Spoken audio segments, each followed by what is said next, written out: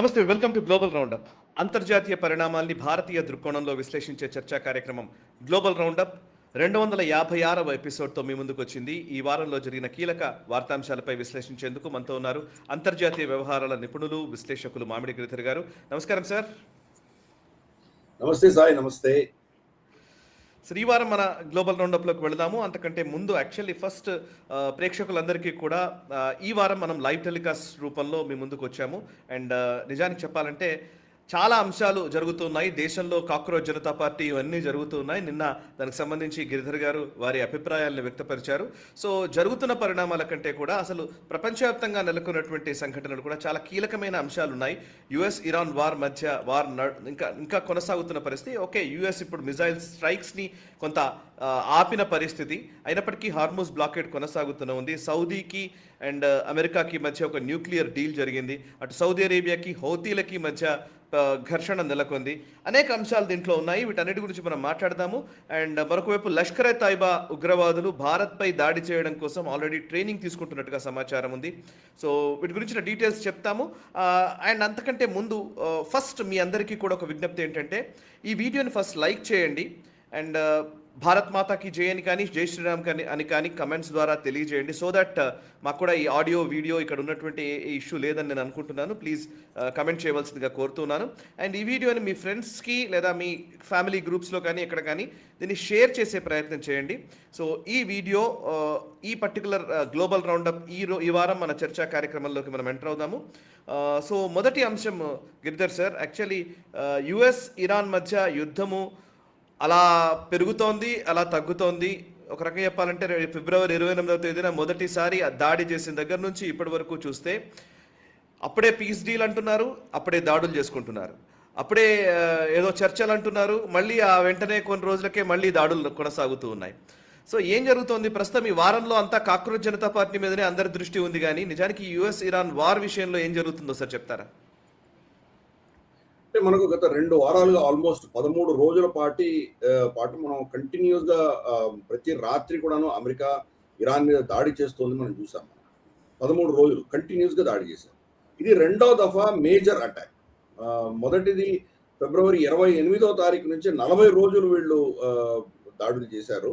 తర్వాత cease fire అన్నారు, చర్చలు అన్నారు, ఎంఓయూ అన్నారు, ఇవన్నీ అని చెప్పేసి మళ్ళీ ఆపి ఆ ఎంఓయూ సంతకం అయిన తర్వాత కూడా కొద్ది రోజుల్లోనే మళ్ళీ దీన్ని వెనక్కు యుద్ధంలోకి వెళ్ళిపోయారు. ఇది తెలిసిన విషయం మనకి. 13 రోజుల యుద్ధం తర్వాత ఈరోజు దాన్ని ఒక రోజు కోసం నిలిపివేస్తున్నట్టు డొనాల్డ్ ట్రంప్ అనౌన్స్ చేశారు. ఎందుకు నిలపవలసి వచ్చింది అని ప్రశ్నిస్తే కనుక దాంట్లో చాలా భిన్నంగా స్వరాలు వినిపిస్తున్నాయి మనకి. ఒకటి, మనకు ఫాక్స్ న్యూస్ ఏదైతే మనకు లిటరల్గా అది డొనాల్డ్ ట్రంప్కి ఒత్తాసు పలికేటువంటి ఛానల్ ఏదైతే ఉందో అది ఏం చెప్తోందంటే కనుక అసలు డొనాల్డ్ ట్రంప్ చాలా పెద్ద అనౌన్స్మెంట్ చేయబోతున్నాడు, అందుకోసమే ఆపాడు ఇక్కడ అని ఒక నారేటివ్ తీసుకొచ్చారు వాళ్ళు. బహుశా శాంతి కోసమో లేకపోతే ఇరాన్ దాసోహం అంటుందనో లేదా ఇరాన్ అమెరికా పెట్టిన షరతులను ఒప్పుకుందనో ఏదో అనౌన్స్ చేయబోతున్నాడు అన్న దిశగా వాళ్ళు సూచనలు ఇచ్చారు. దానికి భిన్నంగా మనకు సిఎన్ఎన్ ఏదైతే డొనాల్డ్ ట్రంప్ని అపోజ్ చేస్తూ డెమోక్రాట్స్ని సమర్థించేటువంటి ఛానల్ ఉందో వాళ్ళు ఏం చెప్తున్నారంటే కనుక జేడి వ్యాన్స్ తర్వాత మనకు జనరల్ కేయిన్ వాళ్ళ చీఫ్ ఆఫ్ ఆర్మీ స్టాఫ్ ఎవరైతే ఉన్నారో వీళ్ళిద్దరు కూడాను అక్కడ వాషింగ్టన్లో జరిగినటువంటి కీలకమైన మీటింగ్లో వాళ్ళు కొన్ని అనుమానాలు వ్యక్తం చేశారు. యుద్ధాన్ని కొనసాగిస్తే కనుక దానివల్ల పరిణామాలు చాలా తీవ్రంగా ఉంటాయని చెప్పారు. వాళ్ళిద్దరి యొక్క భయాల వల్ల ఈరోజు ఆపినట్టు మనకు సూచనలు వస్తున్నాయని చెప్పి వాళ్ళు చెప్తున్నారు. అది మరి భయం, ఎటువంటి భయాలు అన్నది వాళ్ళు సరిగా దానిలో వాళ్ళకు కూడా సరిగా తెలియదు, స్పష్టీకరణ లేదు. కానీ వాళ్ళు ఏం చెప్పారంటే 2 అంశాలు ఉండొచ్చు. ఒకటి, వీళ్ళ దగ్గర యుద్ధం చేయడానికి కావాల్సిన అస్త్ర సామాగ్రి ఖర్చు అయిపోయి ఉండొచ్చు. మనకు ఏవైతే మిసైల్స్ తర్వాత మనకు షీల్డ్స్ ఇవన్నీ ఉన్నాయో అవన్నీ కూడా ఖర్చు అయిపోయి ఉండొచ్చు. ఎందుకంటే గత 13 రోజుల్లో ఇరాన్ కూడా ఊరుకోలేదు. ఇరాన్ కూడా విపరీతంగా దాడులు చేసింది. ఇరాన్ దాడుల్లో గణనీయంగా నష్టపోయింది. అమెరికన్ అసెట్స్ అన్ని కూడా బేస్లు అన్ని ధ్వంసమైనవి. అలాగే వాళ్ళ రమారమి 4-5 మందో వాళ్ళ సైనికులు చనిపోయారు. సైనికులను మాత్రమే చనిపోయినట్టు చెప్తున్నారు, కానీ సైనికులు కాకుండా కాంట్రాక్టర్ల పేరిట పనిచేస్తున్నటువంటి వారు ఎంతమంది చనిపోయారో మనకు తెలియదు. ఫర్ ఇన్స్టెన్స్ అక్కడ మిసైల్స్ ఫైర్ చేయాలంటేనో లేదా ఫ్యూలింగ్ నింపాలంటేనో అక్కడ పనిచేసే వాళ్ళందరినీ కాంట్రాక్టర్స్ కింద పరిగణిస్తారు, వాళ్ళని సైనికుల కింద పరిగణించారు. కాబట్టి వాళ్ళు ఎంతమంది చనిపోయారో మనకు తెలియదు, అది అఫీషియల్గా చెప్పట్లేదు. కాబట్టి ఈ అంశం ఒకటి. వాళ్ళు యుద్ధం చేయడానికి కావాల్సిన సామాగ్రి తగ్గిపోయింది కాబట్టి, ఇది ఇలాగే కొనసాగిస్తే మనకి ఇబ్బంది ఉంటుంది. కొంత మనం ఆగి తర్వాత మనం మళ్ళీ ప్రయత్నం చేయాలన్నది ఒక నేరేటివ్ ఉండొచ్చు. రెండవది కీలకంగా చూస్తే గనక ఆహ్, ఇరాన్‌ని మీరు అమెరికా ఎంత దెబ్బ కొట్టిందో, దాంట్లో ఒక స్థాయి దాటి వాళ్ళు నొప్పి తట్టుకోలేనటువంటి పరిస్థితి వస్తే గనక, వాళ్ళ ప్రతిక్రియ ఎలా ఉంటుందో తెలియదు. వాళ్ళ ప్రతిక్రియ ఒక స్థాయి దాటిందంటే గనక, బహుశా మళ్ళీ ఇక్కడ గల్ఫ్ దేశంలో ఉన్నటువంటి Qatar, Saudi, Bahrain, UAE, Kuwait వీళ్ళ ఆయిల్ ప్రొడ్యూసింగ్ కెపాసిటీ మీద దాడి చేయడమో, లేదా వీళ్ళ డిసాలినేషన్ ప్లాంట్ల మీద దాడి చేయడమో, లేదా వీళ్ళ ఇన్ఫ్రాస్ట్రక్చర్ పవర్ జనరేషన్ మీద దాడి చేయడమో ఇటువంటి ఏమైనా చేస్తే కనుక దీర్ఘకాలీనమైనటువంటి ఇంపాక్ట్స్ ఉంటాయి. ఇవి బహుశా రాబోయే 5, 6, 7 కొన్ని కేసుల్లో 10 సంవత్సరాల వరకు కూడాను ఈ దేశాలన్నీ కూడాను నష్టాలకు కూలిపోయి ఇక్కడ చాలా సంక్షోభం వచ్చేటువంటి ప్రమాదం ఉంది. కాబట్టి మనం ఒక స్థాయి దాటి వాళ్ళకి నొప్పి కలిగిస్తే కనుక దానికి మనకే నష్టం వస్తుంది అన్నటువంటి ఒక అభిప్రాయం కూడా ఉండొచ్చు. ఈ 2 అంశాల దృష్ట్యా అమెరికా ఆపింది అని చెప్పేసి CNN కథనం చెప్తోంది. సో ఏదేమైనా కానీ 14వ రోజు ఇక్కడి నుంచి వీళ్ళ బొంబార్డ్మెంట్ అనేది ఆగింది. అది అదే సమయంలో మనం చూస్తే కనుక హౌతీలు తర్వాత మనకు సౌదీల మధ్యలో కూడా ఘర్షణ మొదలైంది కాబట్టి బహుశా 2 అంటే హార్మోజు తర్వాత మనకు బబల్ మండప్ 2 ఆగిపోతే కనుక 20-25% ప్రపంచంలో ఉన్నటువంటి చమురు ఆగిపోతే కనుక ఇబ్బంది కలగచ్చు. ఆల్రెడీ మనకు బ్రెంట్ క్రూడ్ ఆయిల్ 100 టచ్ అయింది కాబట్టి ఇది ఇంకా 120-130కి వెళ్ళిపోయే ప్రమాదం ఉంది కాబట్టి కనీసం కొంత ఆపితే కనుక కొంత చల్లబడుతుంది అన్నటువంటి ఈ నేరేటివ్స్ అన్ని ఉన్నాయి. ఏదేమైనా కానీ ప్రస్తుతానికి అయితే డొనాల్డ్ ట్రంప్ ఆపాడు. మరి బెంజమిన్ నెతన్యాహు ఒక ఫోన్ కాల్ చేయగానే మళ్ళీ డొనాల్డ్ ట్రంప్ ప్రవర్తన ఎలా మారుతుందో మనం చెప్పలేము. కాబట్టి చూద్దాం. ప్రస్తుతానికి అయితే ఒక రోజు కోసం ఆగింది. ఈ రోజు రాత్రికి మళ్ళీ మొదలు పెడతారా లేదా సోమవారం మనకు స్టాక్ మార్కెట్ ఓపెన్ అయిన తర్వాత దాంట్లో లాభాలు తీసుకుని మేబీ బుధవారం రోజు మళ్ళీ మొదలు పెడతారో తెలియదు. కానీ ఈ యుద్ధం మనం చాలా కాలంగా చెప్పుకుంటున్నాము. అమెరికాకు ఆప్షన్స్ లేవు. అమెరికా యుద్ధం చేయవలసిందే.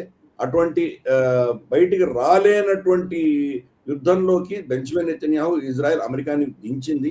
కాబట్టి దీని నుంచి బయటికి వెళ్ళాలంటే చేయవలసింది ఒకటే, డొనాల్డ్ ట్రంప్ తన అహంకారాన్ని పక్కన పెట్టిన రోజు ఈ యుద్ధం అయిపోతుంది. అహంకారం ఉన్నంత వరకు నేను గెలవాలి, నేను ఓడిపోవడం అనేది నేను ఒప్పుకోను అన్నంత వరకు కూడాను యుద్ధం కొనసాగుతుంది. కాబట్టి చూద్దాం. కనీసం అంటే అక్టోబర్, నవంబర్ ఈ 2 దేశాల మధ్యలో ఉన్నటువంటి ఎన్నికలు జరిగేంత వరకు మాత్రం ఏదో ఇలా కొనసాగుతూనే ఉంటుంది. కొన్ని రోజులు బాంబులు వేస్తారు, కొన్ని రోజులు ఆగుతారు, మళ్ళీ తర్వాత కొన్ని రోజులు బాంబులు వేసుకుంటారు. ఇలాగే జరుగుతుంది. ఇప్పట్లో ఈ సమస్య పరిష్కారం నాకు అనిపించట్లేదు. Right sir.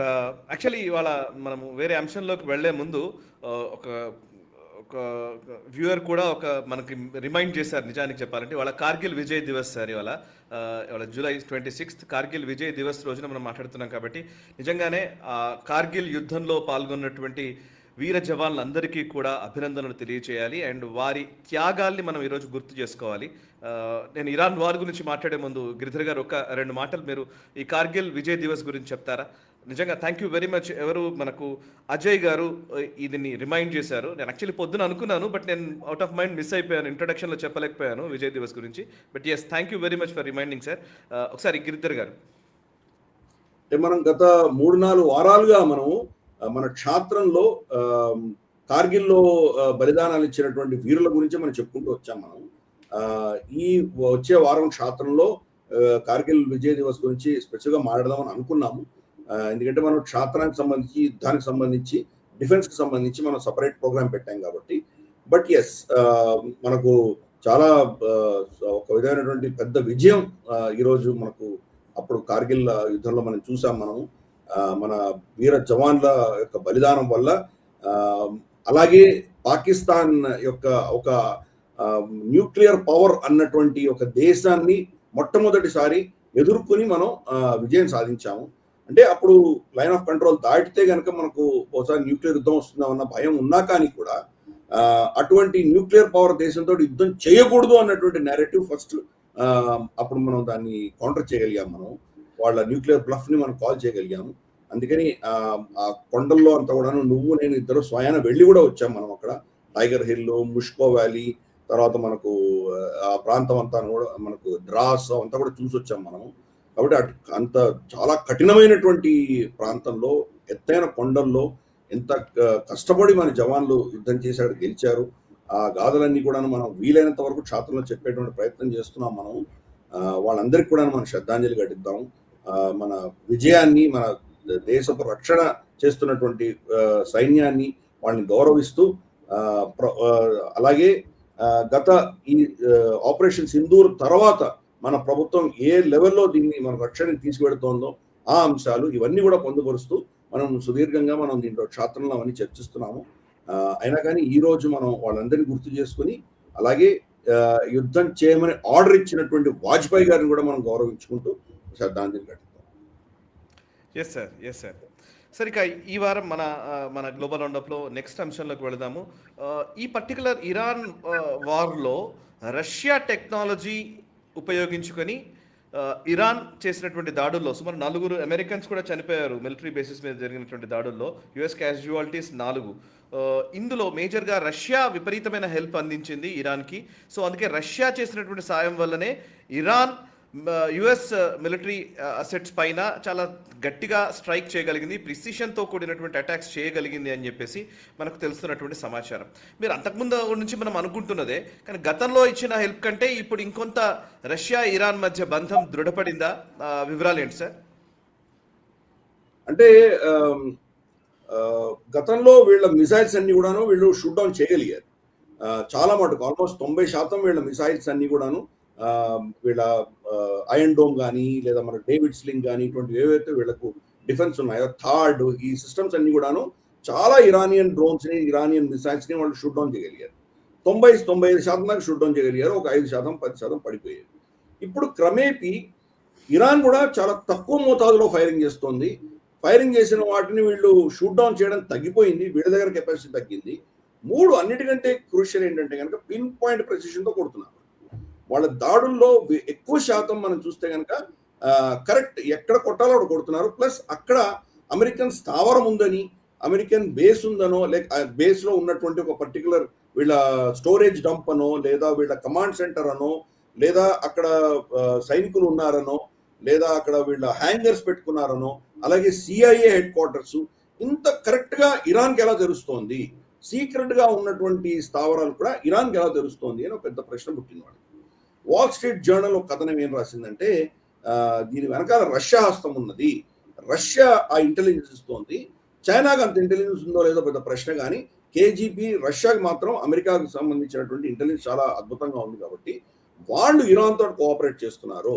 ఇరాన్కి వాళ్ళు ఇంత డీటెయిల్గా వాళ్ళు ఇన్ఫర్మేషన్ ఇస్తున్నారు కాబట్టి దాని ఆధారంగానే ఇరాన్ ఇంత కరెక్ట్గా వాళ్ళు కొట్టగలుగుతున్నారు, యాక్యురసీ బాగా పెరిగింది అన్నటువంటి ఒక చర్చ ఈరోజు అమెరికాలో ఉంది.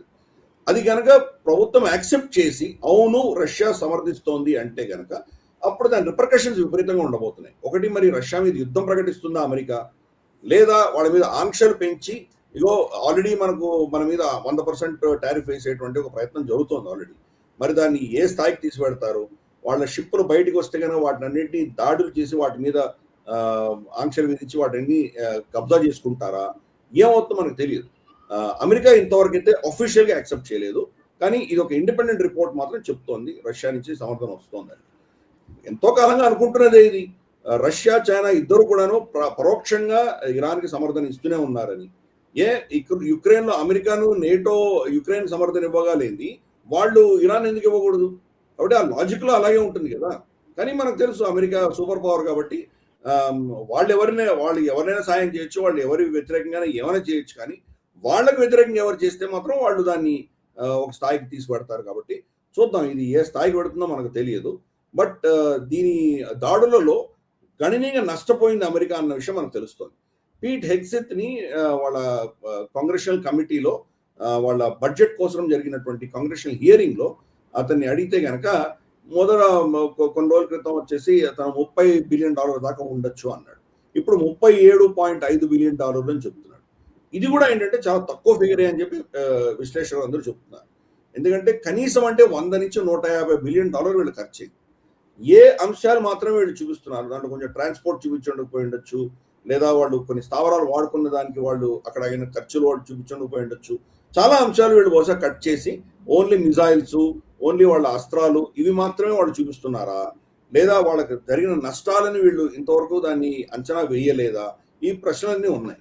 కాబట్టి ఇండిపెండెంట్ సోర్సులన్నీ కూడా $100 బిలియన్ పైచీలకే వీళ్ళు ఖర్చు అయింది ఇప్పటి వరకు అని చెప్తున్నారు. సో చూద్దాం అది ఏమవుతుందో. అయినా కానీ కాంగ్రెషనల్ హియరింగ్ లో $1.5 ట్రిలియన్ బడ్జెట్ ని వాళ్ళు శాంక్షన్ చేయించుకున్నారు.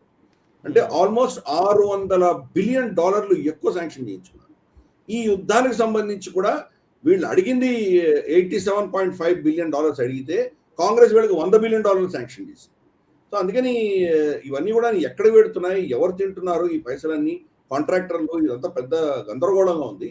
కాబట్టి ఈ యుద్ధంలో లాజిస్టిక్సే చాలా కీలకం కాబోతున్నాయి.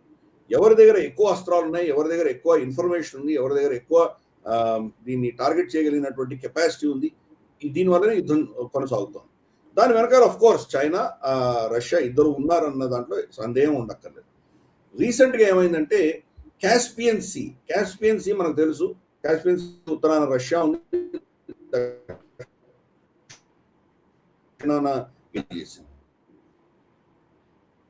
యుక్రెయిన్ దాడి చేస్తే ఆ యుక్రెయిన్ దాడిలో 2 షిప్పులు ధ్వంసమైనవి.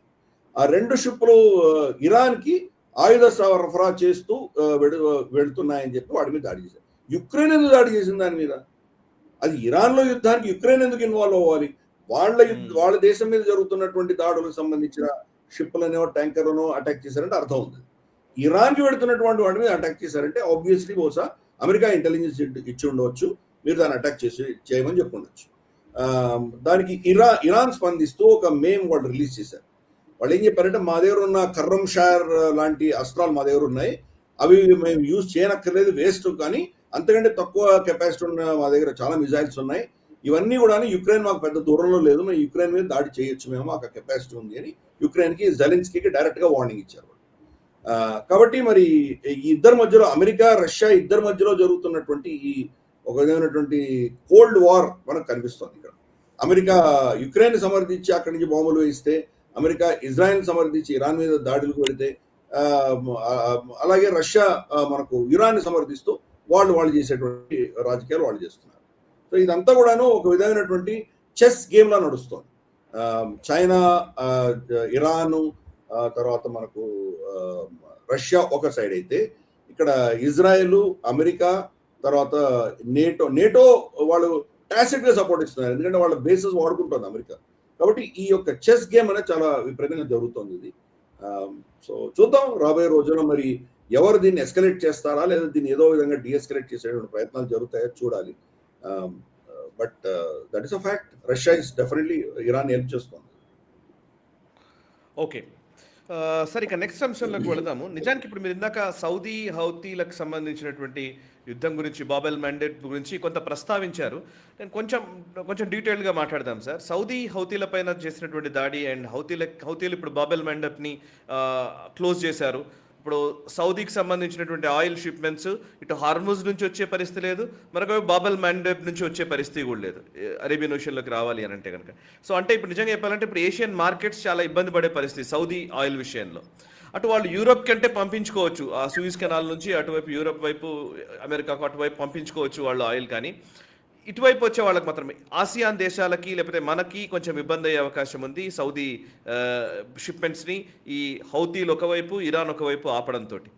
సో ఆ డీటెయిల్స్ ఒకసారి చెప్తారా సార్? ఆయిల్ మళ్ళీ ఇప్పుడు $100 క్రాస్ అవుతున్న పరిస్థితి, స్టాక్ మార్కెట్స్ మళ్ళీ కుదుపులకు గురవుతున్న పరిస్థితి. ఒకసారి ఏమైతుంది అసలు సౌదీ అండ్ హౌతీలకి మధ్య నెలకొన్నటువంటి ఈ యుద్ధ వాతావరణం డీటెయిల్స్ ఏంటి, ఏమేమి జరుగుతున్నాయి చెప్తారా? మనకు ఇరాన్ మాజీ అధినేత ఖమెనీ అంత్యక్రియల కోసం అని చెప్పి ఒక ఫ్లైట్ లోడ్ వీళ్ళు హౌతీలందరూ అక్కడికి వెళ్ళారు ఇరాన్కి. అక్కడి నుంచి తిరిగి వస్తున్నటువంటి ఫ్లైట్ సానా ఇంటర్నేషనల్ ఎయిర్పోర్ట్ లో ల్యాండ్ అవుతుండగా, సానా ఇంటర్నేషనల్ ఎయిర్పోర్ట్ హౌతీల అధీనంలో ఉంది, అక్కడ ల్యాండ్ అవుతుండగా యమన్లో, అక్కడ దాని మీద మనకు సౌదీ అరేబియా దాడులు చేసింది. ఈ దాడుల వెనకాల అమెరికా నుంచి క్లియరెన్స్ కూడా తీసుకున్నారు అని మనం కథనాలు వింటున్నాం. మనం ఏదేమైనా కానీ వీళ్ళు దాడులు చేశారు. దాంట్లో వీళ్ళు తీసుకొస్తున్నటువంటి ఎయిర్ క్రాఫ్ట్ లో చాలా డ్రోన్స్, అస్త్రాలు, మిజైల్స్ తెచ్చుకుంటున్నారు వీళ్ళు అని ఒక అభియోగం. దాని మీద దాడి చేసేసరికి ఆ ఫ్లైట్ అక్కడి నుంచి డైవర్ట్ అయ్యి ఇంకా వీళ్ళ హౌతీ టెరిటరీలో ఉన్నటువంటి డీప్ గా ఎక్కడో ఉన్నటువంటి ఒక ఎయిర్పోర్ట్ లో దింపుకున్నారు, దాన్ని దించారు దాన్ని. సో దానికి ప్రతీకారంగా వీళ్ళు అబా ఇంటర్నేషనల్ ఎయిర్పోర్ట్, సౌదీ అరేబియాలో ఉన్నటువంటి అబా ఇంటర్నేషనల్ ఎయిర్పోర్ట్ మీద దాడి చేసి దాన్ని ధ్వంసం చేశారు. అప్పుడు సౌదీ అరేబియా దాన్ని రిటాలియేట్ చేసి ఏం చేశారు, సానా ఇంటర్నేషనల్ ఎయిర్పోర్ట్ని వాళ్ళు ఎయిర్ స్పేస్ని బ్లాక్ చేశారు. దీని మీద ఏది రావడానికి వీలు లేదు అని చెప్పి సౌదీ అరేబియా వాళ్ళ మీద ఒక ఇంపోజ్ చేసింది. ఎవరి మీద? హౌతీల మీద.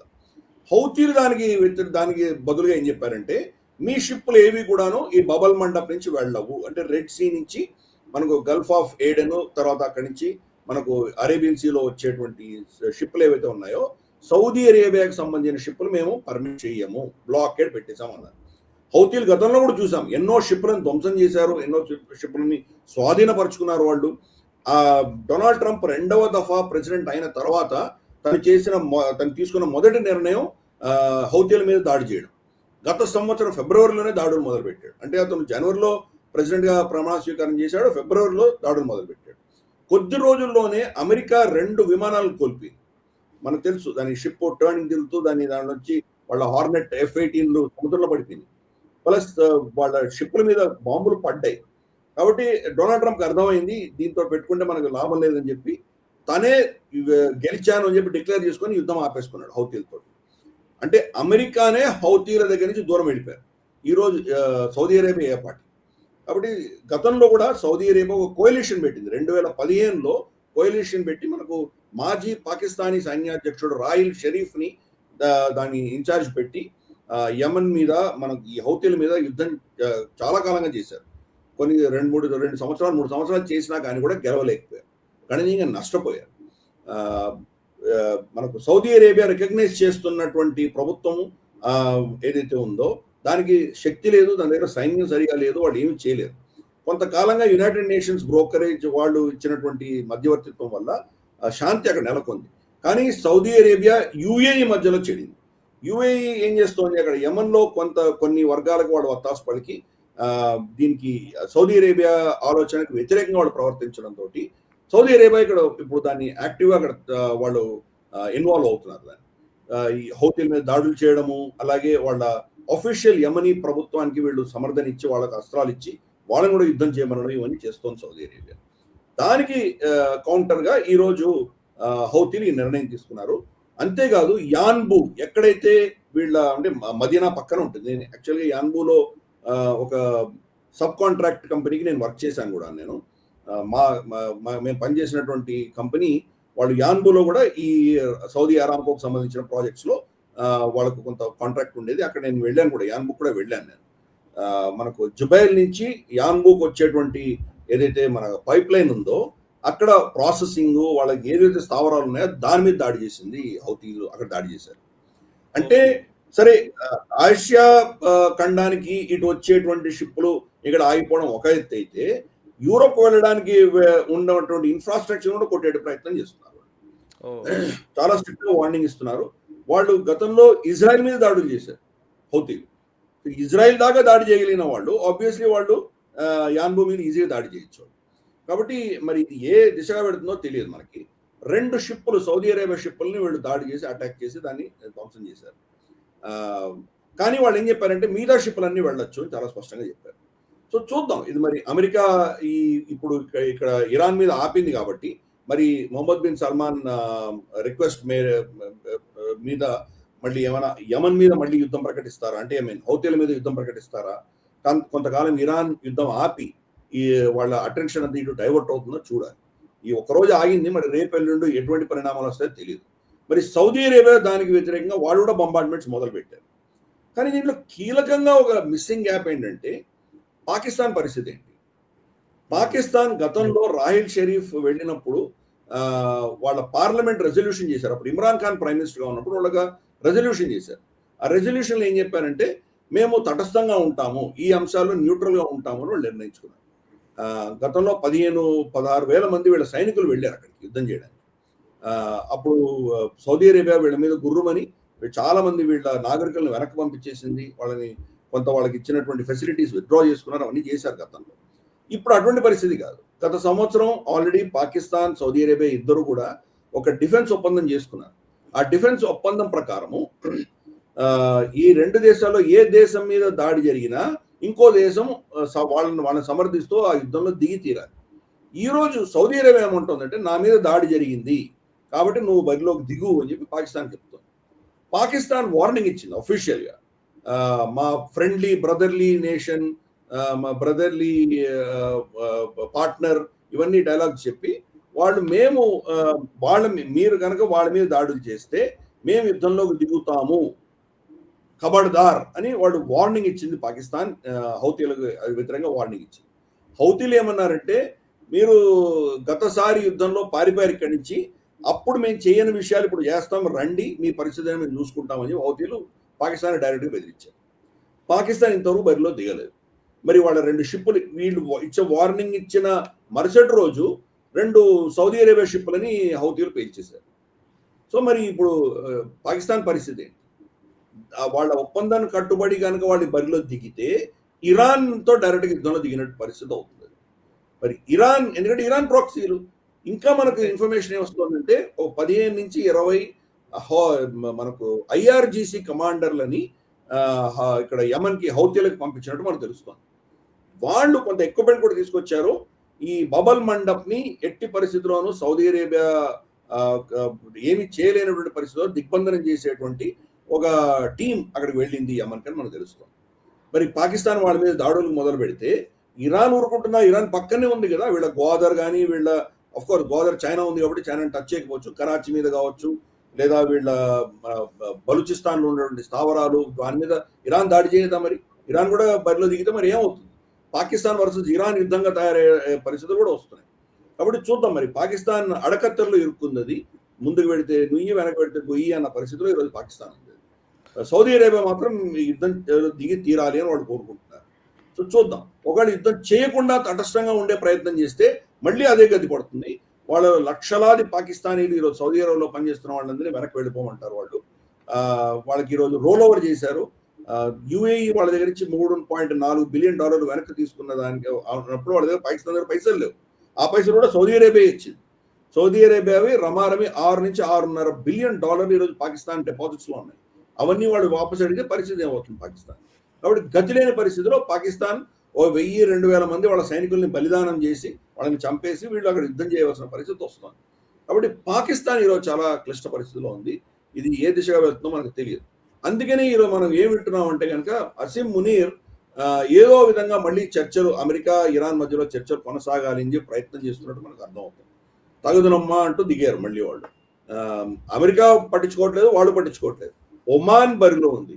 అలాగే ఇరాకీ ప్రెసిడెంట్ వచ్చేసి మనకు డొనాల్డ్ ట్రంప్ కలవడానికి వాషింగ్టన్ పెడితే వాళ్ళకి ఏం చెప్పారో తెలియదు. ఇరాకీ ప్రెసిడెంట్ ఇరాన్తో మాట్లాడి మళ్ళీ శాంతి చర్చలకు రాండి అని చెప్పి ప్రయత్నం చేశాడు. Iran sesame Iran. Donald Trump ఈ 14వ రోజు ఆపుతూ అతను ఇచ్చిన స్టేట్మెంట్ ఏంటంటే కనుక మేము చర్చలు బ్యాకెండ్లో నడుస్తున్నాయి మావి అని అన్నాడు. ఇరాన్ మాత్రం మేము చేయట్లేదు, మేము చర్చించము, మేము ఆ ఎంఓయూని మొత్తం కంప్లీట్ ఖరారు దాన్ని పక్కన పెట్టేసాము, మేము డిస్మిస్ చేస్తున్నాము అని చెప్పి చాలా స్పష్టంగా చెప్తున్నారు. సో ఇంత కన్ఫ్యూషన్ ఉంది అక్కడ, ఎవరి కథనం వాళ్ళు చెప్పుకుంటున్నారు. గ్రౌండ్ లెవెల్లో మాత్రం 2 మనకు బబల్ మండప్పును, తర్వాత మనకు హార్మోస్ జలసంధి 2 కూడా దిగ్బంధనమై ఉంది. కాబట్టి ఆబ్వియస్గా మనకు బ్రెంట్ క్రూడ్ ఆయిల్ 100 టచ్ అయింది, 100 టచ్ అయింది. కానీ దీనివల్ల మనకి ఎందుకు ఇంకా 150-160 ఆ స్థాయికి ఎందుకు వెళ్ళలేదు అంటే కనుక దానికి కొన్ని కారణాలు ఉన్నాయి. 2 మేజర్ కన్స్యూమింగ్ దేశాలు ఏవైతే ఉన్నాయో, చైనా, భారతదేశం, ప్రత్యామ్నాయాలు చూసుకున్నాయి. ఒకటి, చైనా ఏం చేసిందంటే కనుక 100, 120, 110 ఈ రేంజ్లో వాళ్ళు కొనదలుచుకోలేదు, వాళ్ళు కొనట్లేదు. వాళ్ళ దగ్గర నిలువలు కనీసం అంటే 1.5-2 సంవత్సరాలు సరిపడిన నిలువలు ఉన్నాయి వాళ్ళ దగ్గర, దాని నుంచి వాడుకుంటారు. అవన్నీ కూడా $40-45 రష్యా నుంచి, వెనిజులా నుంచి కొన్నటువంటి చమురు, దాన్ని వాడుకుంటున్నారు. వాళ్ళు కొనుగోలు తగ్గించారు. భారతదేశం మన ప్రత్యామ్నాయాలు చూసుకున్నాం మనం, రష్యా నుంచి కావచ్చు, నైజీరియా, వెనిజులా, కెనడా, ఎక్కడి నుంచో మనం అమెరికా, ఇక్కడి నుంచి ప్రత్యామ్నాయాలు చూసుకుంటున్నాం. కాబట్టి ఈరోజు అక్కడి నుంచి చమురు రాకపోయినా పెద్ద నష్టం లేదు అన్నటువంటి పరిస్థితిలో మనం ఉన్నాం. అందుకనే అది 100కు పెరిగింది, కానీ 100కు మించి 150-160కి వెళ్ళలేదు. ఇదే అక్కడ ఉన్నటువంటి పరిస్థితి. మరి ఇది ఏ దిశగా పెడుతుందో తెలియదు. ఇంతవరకు హౌతీలు గత 4 నెలలుగా వాళ్ళు యుద్ధంలో దిగలేదు. మొదటిసారి వాళ్ళు దిగారు. మరి ఇది వీళ్ళ ఆలోచన ఏంటో మనకు తెలియట్లేదు. ఈ మరి బ్యాక్ ఎండ్లో బెంజమిన్ నెతన్యాహు ఏం ప్లాన్ చేశాడో మనకు తెలియదు. హమాస్ని, హిజ్బుల్లాని నేను చూసుకుంటాను, హౌతీలను మీరు చూసుకోండి అని సౌదీ అరేబియాకి చెప్పుండొచ్చు. అలాగే మనకు అమెరికాని మీరు ఇరాన్ని చూసుకోండి అని ఉండొచ్చు. పెద్ద రాక్షసుడు ఇరాన్ని మీరు చూసుకోండి, చిన్న రాక్షసులు మేము చూసుకుంటాం అన్నటువంటి ఒక డివిజన్ ఆఫ్ లేబర్ కనిపిస్తోంది నాకు ఇది. అండర్స్టాండింగ్ కనిపిస్తోంది. చూద్దాం ఏమవుతుందో. Let's see. సార్ ఇంకొకటి మీరు ఇప్పుడు మాట్లాడుతున్న దాంట్లో పాకిస్తాన్ ప్రస్తావన తీసుకొచ్చారు కాబట్టి actually Ahmad Vahidi and IRGC commander మధ్య అహ్మద్ వాహిదీ అనే IRGC commander Iran revolutionary guard corps కమాండర్కి and Pakistan army chief field marshal Asim మునీర్కి మధ్య ఒక ఒప్పందం జరిగింది. ఇద్దరూ కలిసి ఒక ఆయిల్ కంపెనీని ఫ్లోట్ చేశారు. ఈ ఆయిల్ కంపెనీ పేరుతోటి అంటే ఇరాన్ నుంచి వచ్చే ఆయిల్ని పాకిస్తానే మెల్లిగా దొంగచాటుగా బయటకు పంపిస్తుంది. అటు మలేషియా నుంచి చైనాకి పంపిస్తున్నారని ఒక వార్తా కథనం వచ్చింది. సో దీని నుంచి అసీం మునీర్ విపరీతంగా డబ్బు సంపాదిస్తున్నాడనే ఒక వార్తా కథనం. ఇంకోవైపు మధ్యవర్తిత్వం పేరిట ఒక $10 బిలియన్ బిల్ రైజ్ చేసింది, ఇన్వాయిస్ రైజ్ చేసినట్టుగా సమాచారం పాకిస్తాన్. అమెరికా మేము మధ్యవర్తిత్వం వహించినందుకు గాను మాకు డబ్బులు ఇవ్వాలని అమెరికాని పాకిస్తాన్ అడుగుతుందన్నది ఇంకోటి. ఓవైపు అమెరికా నుంచి డబ్బులు తీసుకుంటాము, ఇంకోవైపు చైనాకు ఆయిల్ దొంగచాటుగా సరఫరా చేసి ఇలా సొమ్ము చేసుకుంటాము. ఈ రెండు పనులు పాకిస్తాన్ చేస్తోందా? వివరాలు ఏంటి చెప్తారా? మనకు తెలుగులో సామెత ఉంది, శవాల మీద బొరుగులు ఏరుకునేవాళ్ళు అని మన సామెత ఉంది. ఈరోజు అదే జరుగుతుంది అక్కడ. మనకు అహ్మద్ వాహిదీ అన్న అతను ఐఆర్జీసీ చీఫ్ కమాండర్, అలాగే అసీం మునీర్, వీళ్ళిద్దరూ కొన్ని నెలల క్రితం, అంటే ఇప్పుడు కాదు, యుద్ధం మొదలవక ముందర, అంటే గత సంవత్సరం జూన్లో జరిగినటువంటి 12 రోజుల యుద్ధం తర్వాత వీళ్ళిద్దరు కలిసి ఒక కంపెనీ పెట్టుకున్నారు. అది oil transportation company. Oil company కాదు, ఆయిల్ ట్రాన్స్పోర్టేషన్, అంటే ట్యాంకర్లు ఆయిల్ని సరఫరా చేసేటువంటి కంపెనీ ఒకటి పెట్టుకున్నారు. దాంట్లో ఇద్దరికి వాళ్ళకి స్టేక్స్ ఉన్నాయి. ఈ యుద్ధం మొదలయ్యాక వాళ్ళు ఏం చేశారంటే మనకు వీళ్ళ ఇరాన్కి సంబంధించినటువంటి ఆయిల్ ఏదైతే వాళ్ళు ఎక్స్ట్రాక్ట్ చేస్తున్నారో, కర్గ్ ఐలాండ్ నుంచి తీసుకొస్తున్నారో, ఇరాన్ జలాలలోనే దాన్ని ప్రయాణం చేసేవి. అంటే అంతర్జాతీయ జలాల్లో కాకుండా ఇరాన్ సముద్ర తీరాన్ని ఆనుకొని వెళ్ళి పాకిస్తాన్ సరిహద్దులోకి ఎంటర్ అయ్యేవి. అంటే మనకు జివానీ, తర్వాత గ్వాదరు, కరాచీ అటు వెళ్ళేవి. కరాచీ పోర్ట్లోనో లేదా మనకు గ్వాదర్ పోర్ట్లోనో అవి ఆయిల్ అంతా కూడా రిలీజ్ చేసేవి. అక్కడి నుంచి పాకిస్తాన్ వేరే ట్యాంకర్లతోటో దేనితోటో మనకు మలేషియాకి పంపించేది.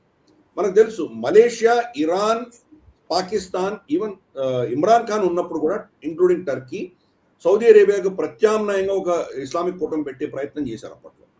కాబట్టి వాళ్ళకి లోపాయికార ఒప్పందం అప్పటి నుంచి కూడా ఉంది వాళ్ళకి. కాబట్టి ఇది దొంగ రవాణా చేసి మలేషియాకి చేరవేస్తే మలేషియా ఏం చేసేదంటే ఈ ఆయిల్ అంతా కూడా తీసుకువెళ్ళి ప్రపంచంలో శాంక్షన్స్ లేనటువంటి షిప్లలోకి వీళ్ళు ట్రాన్స్పోర్ట్ చేసేవాళ్ళు.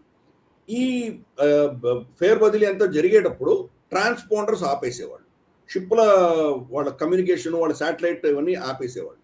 కాబట్టి ఏం జరుగుతుందో ఎవరికి తెలియట్లేదు. ఇరానియన్ ఆయిల్ని లీగల్గా ఉన్నటువంటి షిప్ల మీద దాన్ని ట్రాన్స్ఫర్ చేసి మిగతా ఏషియన్ మార్కెట్స్లో అమ్మేవాళ్ళు. ఎవరు కొనేవాళ్ళు చాలా మంది ఉన్నారు. చైనా ఉంది, మనకు వియట్నాం, జపాన్, వీళ్ళందరూ ఉన్నారు. అందరూ కొనుక్కుంటారు. ఎవరు కొంటున్నారో తెలియదు. అది ఇంకా ఇరాన్ ఆయిల్ కాదు, శంకర్లో పోసారు కాబట్టి అది తీర్థం అయిపోయింది. అది సో అలా చేశారు వాళ్ళు. దీని వెనకాల కోట్ల రూపాయలు అసీం మునీరును తర్వాత ఈ వాహిదీ అన్నటువంటి వ్యక్తి సంపాదించుకున్నారని తెలుస్తుంది.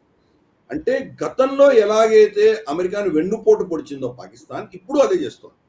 గతంలో మనకు ఆఫ్ఘనిస్తాన్ యుద్ధంలో ఏం చేశారు వాళ్ళు, ఒక సైడ్ అమెరికా నుంచి బిలియన్స్ ఆఫ్ డాలర్స్ తీసుకున్నారు వాళ్ళు ఈ ట్రాన్స్పోర్టేషన్ కానీ, పాకిస్తానీ పోర్ట్ని, పాకిస్తానీ వాళ్ళ రోడ్లు వాడుకుని ఆఫ్ఘనిస్తాన్ దాకా వెళ్ళడానికి ట్రాన్సిట్ పర్మిషన్కి వీటన్నిటి కూడాను బిలియన్స్ ఆఫ్ డాలర్స్ తీసుకున్నారు వాళ్ళు. కానీ అమెరికాకి వెన్నుపోటు పొడుస్తూ ఒసామా బిన్ లాదెన్ వాళ్ళ ఇంట్లోనే పెట్టుకున్నారు. అలాగే మొత్తం అల్ఖైదాని వాళ్ళ దేశంలోనే వాళ్ళు ట్రైనింగ్ ఇచ్చారు. ఇప్పుడు అదే చేస్తున్నారు.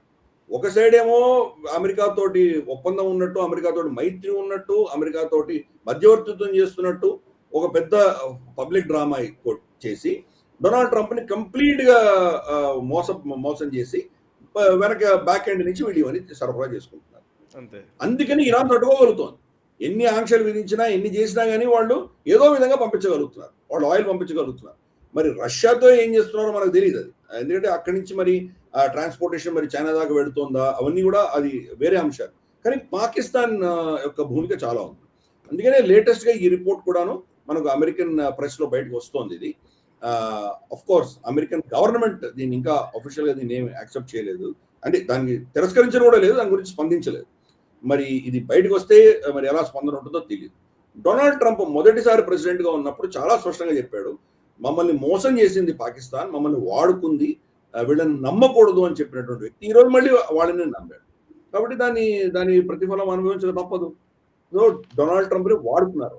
ఇదంతా ఒక ఎత్తు అయితే ఇప్పుడు స్పెషల్గా బిల్లు పంపించారు, $10 బిలియన్ మాకు ఇవ్వండి అని. ఎందుకు? మేము మధ్యవర్తిత్వం చేసినందుకు.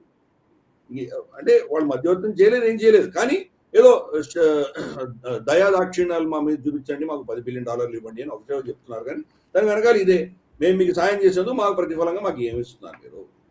సో మరి అమెరికా ఇస్తుందా లేదా మనకు తెలియదు. డొనాల్డ్ ట్రంప్ మనకు తెలుసు ఎంత పిసినారో మనకు తెలుసు, కాబట్టి ఇస్తాడో లేదో మనం చెప్పలేం. కానీ బట్ పాకిస్తాన్ అమెరికాని ఎలా వాడుకుంటోంది, అమెరికా యొక్క ఇక్కడ ఈ గల్ఫ్ ప్రాంతంలో జరుగుతున్నటువంటి అంశాలలో వాళ్ళ ప్లాన్స్ ని వాళ్ళ మొత్తం వాళ్ళు వేసుకున్నటువంటి స్కెచ్లన్నీ కూడాను వీళ్ళు దాన్ని తిరగరాస్తున్నారు. పాకిస్తాన్ ఇరాన్ తోటి ఒక విధమైనటువంటి మైత్రి, సౌదీ అరేబియాతో ఒక విధమైన మైత్రి, అమెరికాతో ఒక విధమైన మైత్రి, ఈ మూడిట్లో కూడా లాభపడుతోంది అసిమ్ మునీరు వాళ్ళ కబాల్. అంటే పాకిస్తాన్కి లాభం రావట్లేదు. ఈరోజు పాకిస్తాన్లో రమారమి $480 పైచీలకు ఈరోజు లీటర్ పెట్రోల్ ధర పలుకుతుంది అక్కడ పాకిస్తాన్లో. ప్రజలు ఇక్కడ ఇబ్బంది పడుతున్నారు, ప్రజలు చాలా కష్టాల్లో ఉన్నారు. కానీ ఇటువంటి వీళ్ళందరూ లాభపడుతున్నారు.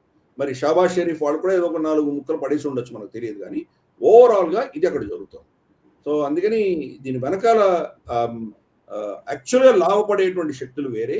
ఈ దేశ ప్రజలందరూ, ఇరాన్లో ప్రజలు నష్టపోతున్నారు, పాకిస్తాన్లో ప్రజలు నష్టపోతున్నారు, సౌదీ అరేబియాలో ప్రజలు నష్టపోతున్నారు, అమెరికాలో ప్రజలు నష్టపోతున్నారు.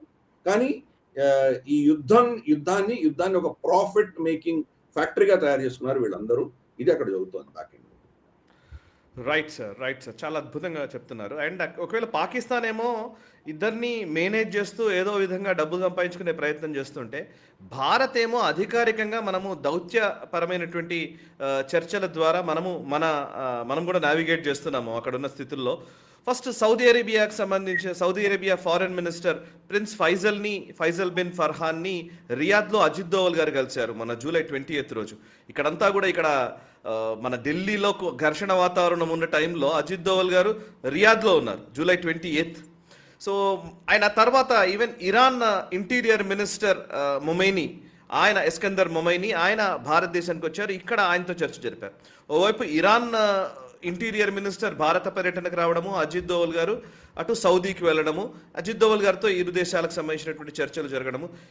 ఏం జరుగుతుంది సార్, ఒకసారి ఆ డీటెయిల్స్ ఏమైనా చెప్తారా?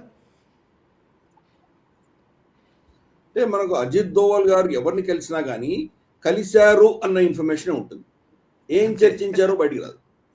కరెక్ట్. సో ఆయన నేషనల్ సెక్యూరిటీ అడ్వైజర్ కాబట్టి మరి కాకపోతే మన పేపర్లు మన మీడియా పెద్దగా కవర్ చేయలేదు, కానీ పాకిస్తాన్లో పెద్ద కవరేజ్ ఉంది.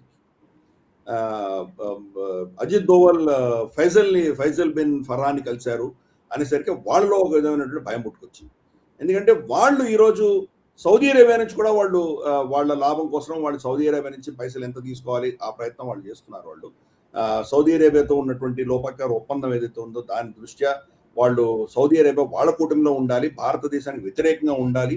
రేపు భారతదేశం పాకిస్తాన్ మధ్యలో కనుక ఏమైనా ఘర్షణ జరిగి మళ్ళీ ఆపరేషన్ సింధూర్ 2.0 ఏదైనా జరిగితే సౌదీ అరేబియా వాళ్ళ పక్షాన్ని వచ్చి యుద్ధం చేయాలి, ఇది కోరుకుంటుంది పాకిస్తాన్. దానికి భిన్నంగా అజిత్ దోవల్ వీళ్ళు అక్కడ మాట్లాడేసరికి వాళ్ళు దాన్ని జీర్ణించుకోలేకుండా. సో ఇది మొట్టమొదటిది. సరే, దాన్ని ఏం చర్చించారో చెప్పడం మనకు చాలా కష్టం. మనం ఏంటంటే దౌత్యపరమైన మనం చేసేటువంటి కార్యకలాపాలు ఏమన్నా పెద్దగా అనౌన్స్ చేయట్లేదు. క్వాయట్గా మన ఇంట్రెస్ట్ని కాపాడుకుంటూ అక్కడ సౌదీ కావచ్చు లేదా మనకు ఇరాన్ కావచ్చు వాళ్ళందరితోటి కూడా మనం ఒక విధమైనటువంటి సైలెంట్ డిప్లొమసీ మనం చేస్తున్నాం. వాళ్ళ డాక్టర్ మొమీన్ అని చెప్పేసి వాళ్ళ ఇంటీరియర్ మినిస్టర్ అంటే హోమ్ మినిస్టర్, ఇరాన్కి సంబంధించిన హోమ్ మినిస్టర్, ఆయన ఢిల్లీలో ఉన్నారు, ఢిల్లీలో పర్యటిస్తున్నారు. ఢిల్లీలో బ్రిక్స్కి సంబంధించినటువంటి కొన్ని చర్చలు జరుగుతున్నాయి. దానికి సంబంధించి ఆయన ఇరాన్ని రిప్రజెంట్ చేస్తూ అక్కడికి వచ్చారు. ఆయన అఫీషియల్ స్టేట్మెంట్ ఏమి ఇష్యూ చేశారంటే, బ్రిక్స్ కనుక ఈ యూనిపోలార్ వరల్డ్, ఈరోజు అమెరికానే సూపర్ పవర్ ఉంది కదా, దీనికి భిన్నంగా మీరు ఏ నిర్ణయాలు తీసుకున్నా మేము దాన్ని స్వాగతిస్తాము, మేము పూర్తిగా మీతోటి కోఆపరేట్ చేస్తామని వాళ్ళు చెప్తున్నారు. అంటే డీడాలరైజేషన్ లాంటిది కావచ్చు, లేదా ప్రత్యామ్నాయాలు కావచ్చు, ఇవి ఏ నిర్ణయం తీసుకున్నా మేము సిద్ధంగా ఉన్నామని చెప్పి ఆయన స్టేట్మెంట్ ఇష్యూ చేశాడు. అలాగే అజిత్ దోవల్ గారిని కలిసాడు ఆయన, మన అమిత్ షా గారిని కూడా కలుస్తున్నాడు. సో వీళ్ళిద్దరిని కూడా కలవడం వెనకాల మరి దాని వెనకాల ఏముంటుందో మనం అర్థం చేసుకోవచ్చు. ఆఫ్ కోర్స్ అందరూ గేమ్స్ ఆడుతున్నప్పుడు భారతదేశం కూడా ఎందుకు ఊరుకుంటుంది? మనం కూడా చిన్న శక్తి కాదు కదా, చాలా పెద్ద శక్తి. అందుకని మనం చేసేటువంటి మనం ఏం చేయాలో, దీన్ని ఎలా కౌంటర్ చేయాలో ఆ దిశగా మన ప్రయత్నాలు చేస్తున్నాం. ఈరోజు యుఏఈ తోటి మనకు చాలా పెద్ద ఒప్పందాలు ఉన్నాయి. డిఫెన్స్ ప్యాక్ట్ ఉంది వాళ్ళతోటి. ఆఫ్ కోర్స్ మనం వాళ్ళ యుద్ధంలో మనం వెళ్ళి చేరం మనం. అలాగే వాళ్ళు మనం యుద్ధం చేస్తుంటే వాళ్ళు వచ్చి మన పక్షాన్ని నిలబడరు. కానీ ఒక విధమైనటువంటి డిఫెన్స్ అండర్స్టాండింగ్ ఇద్దరి మధ్యలో ఉంది కాబట్టి మరి సౌదీ అరేబియాకి దానివల్ల ఏమైనా నష్టం వస్తే కనుక వాళ్ళ పరిస్థితి ఏంటో మనకు తెలియదు. దాని ఒక లీవర్గా మనం పెట్టుకున్నాము. అలాగే సౌదీ అరేబియా రేపు పాకిస్తాన్ పక్షాన్ని నిలబడుతుందో మనకు తెలియదు. అది కూడా ఒక వార్నింగ్ వాళ్ళకి ఇస్తున్నాము. కాబట్టి ఇన్ని ప్లేయర్స్, ఇంతమంది ప్లేయర్స్ మనం మేనేజ్ చేసుకుంటున్నాం. మన దృష్ట్యా మనం మేనేజ్ చేసుకుంటున్నాం. వాళ్ళందరికీ మనం కావాలి. ఎందుకంటే మనం one of the largest consumers. China తర్వాత లార్జెస్ట్ కన్జ్యూమర్స్ మనమే. చైనా కన్జ్యూమ్ చేయకపోయినా కానీ మనకు కావాల్సిందే. కాబట్టి ఈరోజు వాళ్ళ కస్టమర్ బేస్ పడిపోయింది కాబట్టి, వాళ్ళ ఎకానమీస్ దెబ్బతిన్నాయి కాబట్టి భారతదేశాన్ని విస్మరించేటువంటి పరిస్థితి లేదు ఈరోజు. మొహమ్మద్ బిన్ సల్మాన్ వచ్చేసి వాళ్ళ నాన్ డాలర్ ఎకానమీ తయారు చేసుకుందామని ప్రయత్నం చేశాడు. అది ఫ్లాప్ అయింది. ఈ యుద్ధం తర్వాత డాలర్, వాళ్ళ మొత్తం పెట్రో డాలరే పరిస్థితి ఏంటో అస్తవ్యస్తం అయ్యేటువంటి పరిస్థితి ఉంది. కాబట్టి మరి వాళ్ళ సౌదీ అరేబియా ఎకానమీ ఏమవుతుందో తెలియదు. పాకిస్తాన్తో మాత్రమే పెట్టుకుంటే కనుక డిఫెన్స్ పరంగా వాళ్ళకి న్యూక్లియర్ ఆ సైన్యం ఇవ్వచ్చేమో, కానీ వాళ్ళ ఎకానమీ పరిస్థితి ఏంటి? వాళ్ళ ఎకానమీ ముందు తీసుకురావాలంటే భారతదేశమే కావాలి మళ్ళీ వాళ్ళకి. కాబట్టి ఈ అందరి అవసరాలు ఉన్నాయి. కాబట్టి ఈ యొక్క బ్యాలెన్సింగ్ యాక్ట్ మనం కూడా వెనకాల కూర్చోలేము. మనం చేయవలసింది మనం చేస్తున్నాం. బాహటంగా మనం మోదీ గారు వెళ్ళి యుఏఈలో మన ఎంబీజెడ్ ని కలిసి వెళ్ళడం ఒక ఎత్తు అయితే, మిగతా మన జయశంకర్ గారు కానీ మన అజిత్ దోవల్ గారు, ఇన్ఫాక్ట్ జయశంకర్ గారు జస్ట్ ఒక 10 రోజుల క్రితం ఈ గల్ఫ్ దేశాలని తిరిగి వచ్చారు. ఆయన ఒమాన్ వెళ్ళారు, యుఏఈ వెళ్ళారు, కువైత్ వెళ్ళారు, ఆయన తర్వాత మనకు బహ్రెయిన్ వెళ్ళారు, సౌదీ అరేబియా ఇవన్నీ తిరిగి వచ్చారు. ఆయన ఇమ్మీడియట్ గా దోవల్ గారు కూడా కలవడం. సో అందుకని మనం ఊరికేలేము. కానీ ఎక్కడ కూడా అఫీషియల్ గా మనం ఏం చర్చించామని చెప్పట్లేదు. సరే, అఫీషియల్ హ్యాండ్ అవుట్స్ ఏముంటుంది? ఎనర్జీ సెక్యూరిటీ, గల్ఫ్ క్రైసిస్, వీటి గురించి చర్చించాము. ఇవే ఉంటాయి, అంతకుమించే ఉండవు. కానీ బ్యాక్ ఎండ్ లో మాత్రం మనం చేయవలసింది మనం చేస్తున్నాము. అమెరికా ఇక్కడి నుంచి వెకేట్ చేస్తుంది. కీలకంగా అర్థం చేసుకోవాల్సింది ఏంటంటే, అమెరికాని ఎవరు నమ్మట్లేదు. అమెరికా యొక్క వర్చస్సు తగ్గే కొద్దీ ఆ గ్యాప్ ను మనం ఫీల్ చేసేటువంటి ప్రయత్నం చేస్తున్నాం. గతిలేని పరిస్థితుల్లో వాళ్ళు పాకిస్తాన్ దగ్గరికి అయితే వెళ్ళారు సౌదీ అరేబియా, కానీ అల్టిమేట్ గా పాకిస్తాన్ వల్ల వాళ్ళు నష్టపోతారు. దానివల్ల లాభాలు లేవు. వాళ్ళ ఎకానమీ ముందు తీసుకువెళ్ళలేరు అన్న విషయం వాళ్ళకు కూడా తెలుసు. కాబట్టి ఎక్కడెక్కడ మనం, అలాగే సౌత్ ఈస్ట్ ఏషియాలో కూడా మనం చూస్తున్నాం. మోదీ గారు అక్కడ కూడా వెళ్ళారు. ఇండోనేషియా వెళ్ళారు, మనకు ఆస్ట్రేలియా వెళ్ళారు, న్యూజిలాండ్ వెళ్ళారు, పపువా న్యూ గిని వెళ్ళారు. ఎక్కడెక్కడ అమెరికా క్షీణిస్తోందో, ఎక్కడెక్కడ వాళ్ళు వెకేట్ చేస్తున్నారో, మన ఇమ్మీడియట్ నేబర్హుడ్, మన ఎక్స్టెండెడ్ నేబర్హుడ్, ఈ రెండిట్లను కూడా భారతదేశమే మనం వెళ్ళి అక్కడ గ్యాప్ ఏదైతుందో దాన్ని ఫిల్ చేస్తున్నాం. అందుకనే ఈ సోకాల్డ్ కాక్రోచ్ జనతా పార్టీ గొడవలన్నీ అవుతూ ఉంటే కనుక ఇది డిస్ట్రాక్షన్. దీనివల్ల మళ్ళీ మనం దేశం ఒక విధమైనటువంటి కుంటుపడేటువంటి ప్రమాదం ఉంది. ఇక్కడ మనం దీంట్లో ఇరుక్కుపోయేటువంటి ప్రమాదం ఉంది. కాబట్టి పెద్ద ఒక బిగర్ హయ్యర్ ఆబ్జెక్టివ్ కోసం చిన్న సాక్రిఫైస్ చేస్తే పర్వాలేదని మోదీ గారు నిర్ణయించుకున్నారు. సబబా కాదా అన్నది వేరే పెద్ద చర్చ మనం చేసాం, ఆల్రెడీ లైవ్ లో చేసాం, ఇవన్నీ చేసాం. కానీ ఆయన దృష్టిలో చూస్తే కనుక ప్రపంచంలో ఉన్నటువంటి మన దేశం మీద ఉన్నటువంటి సంక్షోభం దీని ముందర నివారించుకోవాలి. పాకిస్తాన్ తోటి యుద్ధం వచ్చి తీరుతుంది. అలాగే అమెరికా చేస్తున్నటువంటి ఈ టారిఫ్ యుద్ధాలు కావచ్చు, లేదా ఇటువంటి పిచ్చి పనులు కావచ్చు, దీని నుంచి మనం ఎలా తట్టుకోవాలి. ఈ గల్ఫ్ ప్రాంతంలో మన నాగరికులు 1 కోటి మంది పనిచేస్తున్నారు, వాళ్లకు ఇబ్బంది లేకుండా ఎలా చూడాలి, ఈ దృష్ట్యాన్ని ఫోకస్ పెడుతున్నారు. కాబట్టి ఈ యొక్క గొడవలో ధర్మేంద్ర ప్రధాన్ రిజైన్ చేస్తే ఇంకొకరు వస్తారు, ఏముంది అంతకంటే పెద్ద దాన్ని అయ్యేది ఏం లేదు, సాక్రిఫైస్ చేసినా పర్వాలేదు అన్నటువంటి ఆలోచనలు ఆయన ఉన్నారు. అది కరెక్టా రాంగా నేను చెప్పట్లేదు. కానీ ఆయన మన దేశంలో జరుగుతున్నటువంటి కుంచిత రాజకీయాలకు అతీతంగా ప్రపంచంలో భారతదేశం యొక్క రక్షణని, భారతదేశం యొక్క మన స్టేచర్ని, అలాగే అమెరికా వెకేట్ చేస్తుంటే చైనా వచ్చి మన నెత్తి మీద కూర్చోకుండా మనం ఏం చేయాలి, దాని మీద ఆయన ఫోకస్ పెట్టారు. అది మనం అందుకనే గ్లోబల్ రౌండప్ లో దాని గురించి మనం చర్చిస్తున్నాము. మనం దాని లోకల్ పాలిటిక్స్ చర్చించినప్పుడు వేరేగా చర్చించాం, కానీ ఇక్కడ ఆయన దృక్పథం ఏంటి అన్నది మనం చెప్పే ప్రయత్నం చేస్తున్నాం. Yes sir. అయితే ఒక వ్యక్తి మీరు అన్నదానికి రిలేటెడ్ గానే ఒక కమెంట్ పెట్టారు. అదేంటంటే, sir we are making the world know how India is powerful and important in these crucial times. But why are we failing to make our own people who can't understand this? Why the government not able to do that? So ప్రపంచానికి మనం చెప్తున్నాము మనం ఎంత important అని ప్రపంచం గుర్తిస్తుంది, కానీ భారతదేశంలోని ప్రజలకి చెప్పడంలో ఎక్కడ గ్యాప్ వచ్చింది, ఎక్కడ ఇబ్బంది పడుతున్నాము అనేది ఒక వ్యూవర్ అడిగిన ప్రశ్న. అర్వీష్ గారు అడిగారు సార్, మీరు ఏమన్నా దాని గురించి స్పందిస్తారా? మనకున్న వీక్నెస్ అది. నేరేటివ్ యుద్ధంలో మనం ఎప్పుడూ ఓడిపోతూ ఉంటాం. ఈరోజు కొత్త విషయం ఏం కాదు. ఈవెన్ ఆపరేషన్ సింధూర్లో కూడా అంత ఘనమైన సాధించినా కానీ కూడా మనం నేరేటివ్ వార్లో మనం ఓడిపోయాం. నేను పాకిస్తానీ ఛానల్స్లో కానీ పాకిస్తాన్ అనుబంధిత ఛానల్స్లో కానీ నేను వెళ్ళి మాట్లాడినప్పుడు కూడా కింద పాకిస్తానీలు రాసేటువంటి నెరేటివ్ ఈ రోజు దాకా భారత ప్రభుత్వం నుంచి మనకు పెద్దగా కౌంటర్ లేదు. మీకు 36 రఫైల్స్లో 4 రఫైల్స్ పడిపోయాయి, 32 ఉన్నాయి. మీకున్న 3 S-400లో 2 కొట్టేశాం మేము, ఒకటే ఉంది మీ దగ్గర. ఇటువంటి నేరేటివ్స్ అనేవాళ్ళు పాకిస్తానీలు ఇప్పుడు కూడా చెప్తున్నారు. అంత అబ్సల్యూట్ ఫేక్. ఈ రోజు దాకా ఒక ఫోటో కానీ ఒక వీడియో కానీ ఒక్క ఎవిడెన్స్ కూడా చూపించలేదు. కానీ వాళ్ళ నెరేటివే పెడుతుంది. మొదటిసారి బాలాకోట్లో కొట్టినప్పుడు కూడా అంతే, మీరు మా కాకుల్ని చెట్లని కొట్టారు కానీ ఏం అవ్వలేదు అంటున్నారు. మనం దాన్ని కౌంటర్ చేయలేకపోయాం. మనం అన్ఫార్చునేట్, మనకి ఈసారి కనీసం ఆపరేషన్ సింధూర్లో కొన్ని వీడియోలు చూపించారు, కొంత ఎవిడెన్స్ ఇచ్చారు, కానీ అల్టిమేట్గా నేరేటివ్ యుద్ధంలో మనం తప్పకుండా వెనకపడి ఉన్నాం. అలాగే భారత ప్రభుత్వం ఫర్ ఇన్స్టెన్స్ ఇండస్ వాటర్ ట్రీటీకి సంబంధించి పాకిస్తాన్ ప్రపంచవ్యాప్తంగా కాన్ఫరెన్స్లు పెడుతుంది. మనము మన స్టాండ్ని మనం చెప్పలేకపోతున్నాం. అందుకనే ఈరోజు న్యూజిలాండ్లో కావచ్చు, అంటే ఎంటైర్ వెస్ట్లో మనం చూస్తే కనుక అక్కడ మనకు వ్యతిరేకంగా ఉన్న నేరేటివ్, మోదీ ఒక ఫ్యాసిస్ట్, మోదీ ఒక హిందూ సూపర్మేసిస్ట్, మోదీ ఒక అల్ట్రా రైట్ వింగర్, ఇటువంటివి ఏవైతే ఆల్రెడీ ప్రస్తావితం అయిపోయి ఉన్నాయో వాటిని ఎఫెక్టివ్గా మనం కౌంటర్ చేయలేకపోతున్నాం. అక్కడ వెడితే కనుక ప్రశ్నించే వాళ్ళు రేస్ చేసే ప్రశ్నలన్నీ కూడా ఇవే ఉంటున్నాయి. మీరు ముస్లింలు పీడిస్తున్నారు కదా, ఎక్కడ పీడించారు? ఏమీ లేదు. అయినా కానీ కూడా వీళ్ళు ఆ నేరేటివ్ తీసుకువెడతారు. మీరు క్రిస్టియన్ల చర్చను తగలబెడుతున్నారు కదా, 140 కోట్ల జనాభాలో ఘటనలు అన్నీ జరుగుతాయి. మరి హిందూ మందిరాల మీద దాడుల పరిస్థితి ఏంటి? హిందూ రామ్లీలా రామ్ శోభాయాత్రలో జరుగుతున్నటువంటి ఘటనలకు సంబంధించి ఏంటి? దాని గురించి మాట్లాడరు. అంటే జరిగినట్టు అన్ని వర్గాలకు జరిగి ఉండొచ్చు, అన్ని మతాలకు జరిగి ఉండొచ్చు, కానీ అవి మైనారిటీలకు జరిగిన మాత్రమే ప్రపంచంలో విపరీతంగా ఈ నెగిటివ్ ఫోర్సెస్ తీసుకువెళ్ళాయి. దాన్ని మనం కౌంటర్ చేయలేకపోయింది ప్రభుత్వం. సో ఈ మనకి వీక్నెస్ ఉంది, మన మన మన దేశంలో పెద్ద వీక్నెస్ ఉంది.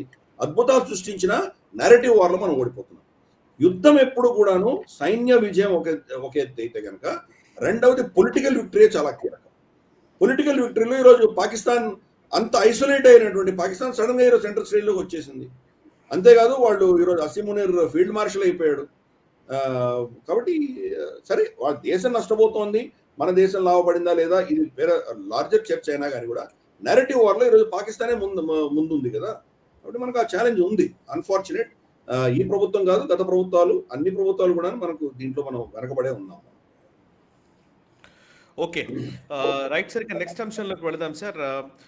అమెరికా సౌదీ అరేబియాకి మధ్య న్యూక్లియర్ డీల్ కుదురుతోంది. సో ఈ న్యూక్లియర్ డీల్ అనగానే మనం మొన్ననే అసలు ఇరాన్ యుద్ధం వచ్చిందే న్యూక్లియర్ వెపన్స్ తయారు చేసుకుంటారన్న అంశం మీద.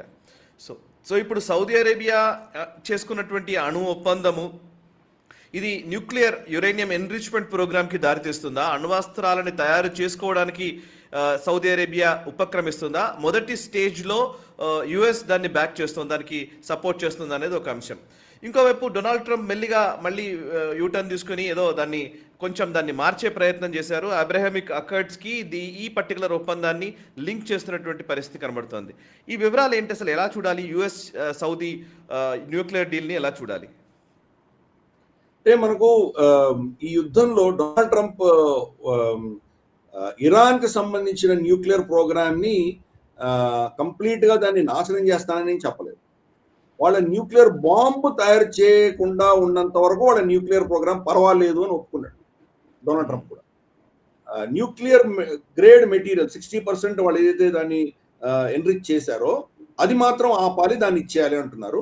వాళ్ళ ఎలక్ట్రిసిటీ జనరేషన్ సంబంధించినంత గ్రేడ్ మాత్రమే పెట్టుకోండి అని దాన్ని డొనాల్డ్ ట్రంప్ కూడా ఒప్పుకున్నాడు. ఎందుకంటే ఆల్రెడీ సోవియట్ యూనియన్ తోటి, తర్వాత చైనా తోటి వాళ్ళకి ఒప్పందాలు ఉన్నాయి, దాంతో జరుగుతున్నాయి. అక్కడంతా కూడాను వాళ్ళ న్యూక్లియర్ ప్లాంట్స్ ఉన్నాయి. కాబట్టి మరి ఇరాన్కి ఆ వెసులుబాటు కలిగించినప్పుడు సౌదీ అరేబియా ఎందుకు ఇవ్వకూడదు? సౌదీ అరేబియా చాలా కాలంగా చెప్తోంది. సౌదీ అరేబియా ఏమంటోంది, ఇరాన్లో కనుక న్యూక్లియర్ బాంబు వస్తే మేము కూడా న్యూక్లియర్ బాంబు పెట్టుకుంటాము, చాలా స్పష్టంగా చెప్పారు వాళ్ళు. అందుకనే పాకిస్తాన్ తోటి వాళ్ళ మైత్రి అంతా కూడా, సౌదీ అరేబియా మైత్రి అంతా అందుకోసం. ఈ ఈ న్యూక్లియర్ ఇదేదైతే స్ట్రాటజీ ఒప్పందం పాకిస్తాన్తో పెట్టుకున్నారో అక్కడి నుంచి బహుశా మళ్ళీ న్యూక్లియర్ టెక్నాలజీ తీసుకునే ప్రయత్నం సౌదీ అరేబియా చేస్తూ ఉండొచ్చు. ఎందుకంటే మనకు రీసెంట్గా ఒక వీళ్ళ సౌదీ ఆరామ్కోకు సంబంధించిన హెలికాప్టర్ ఖతార్ దగ్గరలోనే జుబైల్ నుంచి ఎగురుతుండగా అది షూట్ డౌన్ అయ్యి అక్కడ దాంట్లో ఉన్న వాళ్ళందరూ చనిపోయారు. దాంట్లో ఒక యూరోపియన్ కొంత గాయాలతోటి అతను రెస్క్యూ చేశారు, హాస్పిటల్ తీసుకువెళ్ళారు అన్నారు. అతను బతికాడో చనిపోయాడో తెలియదు, కానీ అతని శరీరం మీద రేడియేషన్ కొన్ని సైన్స్ దొరికాయని చెప్తున్నారు. సో ఇరాన్ దగ్గర నుంచి వస్తున్నటువంటి కథనం ప్రకారం, మనకు ఇజ్రాయెల్ నుంచి వస్తున్నటువంటి కథనం ప్రకారం ఏంటంటే బహుశా పాకిస్తాన్ వీళ్ళకి న్యూక్లియర్ టెక్నాలజీ పాస్ ఆన్ చేస్తూ ఉన్న ఇన్ఫర్మేషన్ ఇరాన్కి తెలిసింది, అందుకని షూట్ డౌన్ చేశారు వాళ్ళు అని మనకు అర్థమవుతుంది. సో ఈ పరిస్థితులలో సౌదీ అరేబియా నయానో భయానో వాళ్ళు న్యూక్లియర్ టెక్నాలజీ తెచ్చుకుంటారు అని అమెరికాకి అర్థమైంది. ఎవరి దగ్గర నుంచో తెచ్చుకొని రష్యా నుంచి తెచ్చుకోనో, చైనా నుంచి తెచ్చుకోనో, పాకిస్తాన్ దగ్గర తెచ్చుకుంటే కనుక అమెరికా దాని నుంచి ఈక్వేషన్ బయటపడిపోతుంది. కాబట్టి అమెరికా సౌదీ అరేబియాలో వాళ్ళు బాగా ఉండాలి, వాళ్ళు అక్కడి నుంచి బయటకు వెళ్ళకూడదు, వాళ్ళ అధీనంలోనే ఉండాలి అంటే కనుక ఈ న్యూక్లియర్ టెక్నాలజీ, కనీసం సివిలియన్ న్యూక్లియర్ టెక్నాలజీ సౌదీ అరేబియాకి ఇవ్వాలి అని చెప్పి అమెరికా నిర్ణయించింది. అంటే ఆ గేమ్లో తనే ఉండాలి అన్నటువంటి ఒక నిర్ణయం. కాబట్టి ఇంకెవరు రావడానికి వీల్లేదు అని వాళ్ళు నిర్ణయించుకొని దానికి ఆఫర్ ఇచ్చారు.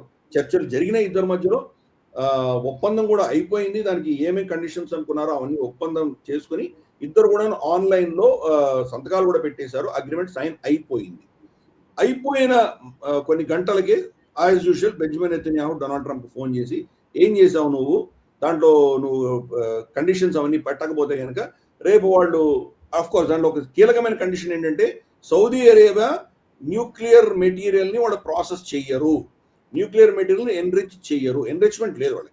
వాళ్ళకు విద్యుత్ సరఫరాకి సంబంధించినంత మెటీరియల్ అమెరికా ఇస్తుంది, అదైపోగానే ఆ మెటీరియల్ అమెరికాకి తీసుకెళ్ళిపోతుంది. ఇది ఆ ఒప్పందంలో ఉంది.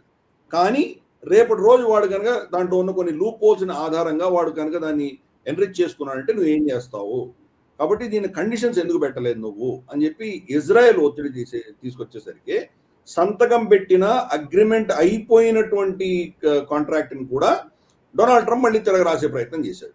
ట్వీట్ చేసి మేము వీళ్ళతో న్యూక్లియర్ ఒప్పందం పెట్టుకోవడానికి సిద్ధంగా ఉన్నాము, కానీ అబ్రహామిక్ అకార్డ్ని వీళ్ళు సంతకం పెట్టాలి అని చెప్పి ఒక కండిషన్ పెట్టాడు. అబ్రహామిక్ అకార్డ్ ఏంటంటి, ఇజ్రాయెల్ తోటి మళ్ళీ మైత్రి పెట్టుకోవాలి, ఇజ్రాయెల్ని రికగ్నైజ్ చేయాలి, ఇజ్రాయెల్ తోటి దౌత్యపరమైనటువంటి సంబంధాలు పెట్టుకోవాలి. అది పెట్టుకున్న తర్వాత వీళ్ళ దగ్గర న్యూక్లియర్ బాంబు ఉన్నా కానీ కూడా అమెరికాను ఇజ్రాయెల్ కలిసి మానిటర్ చేస్తాయి.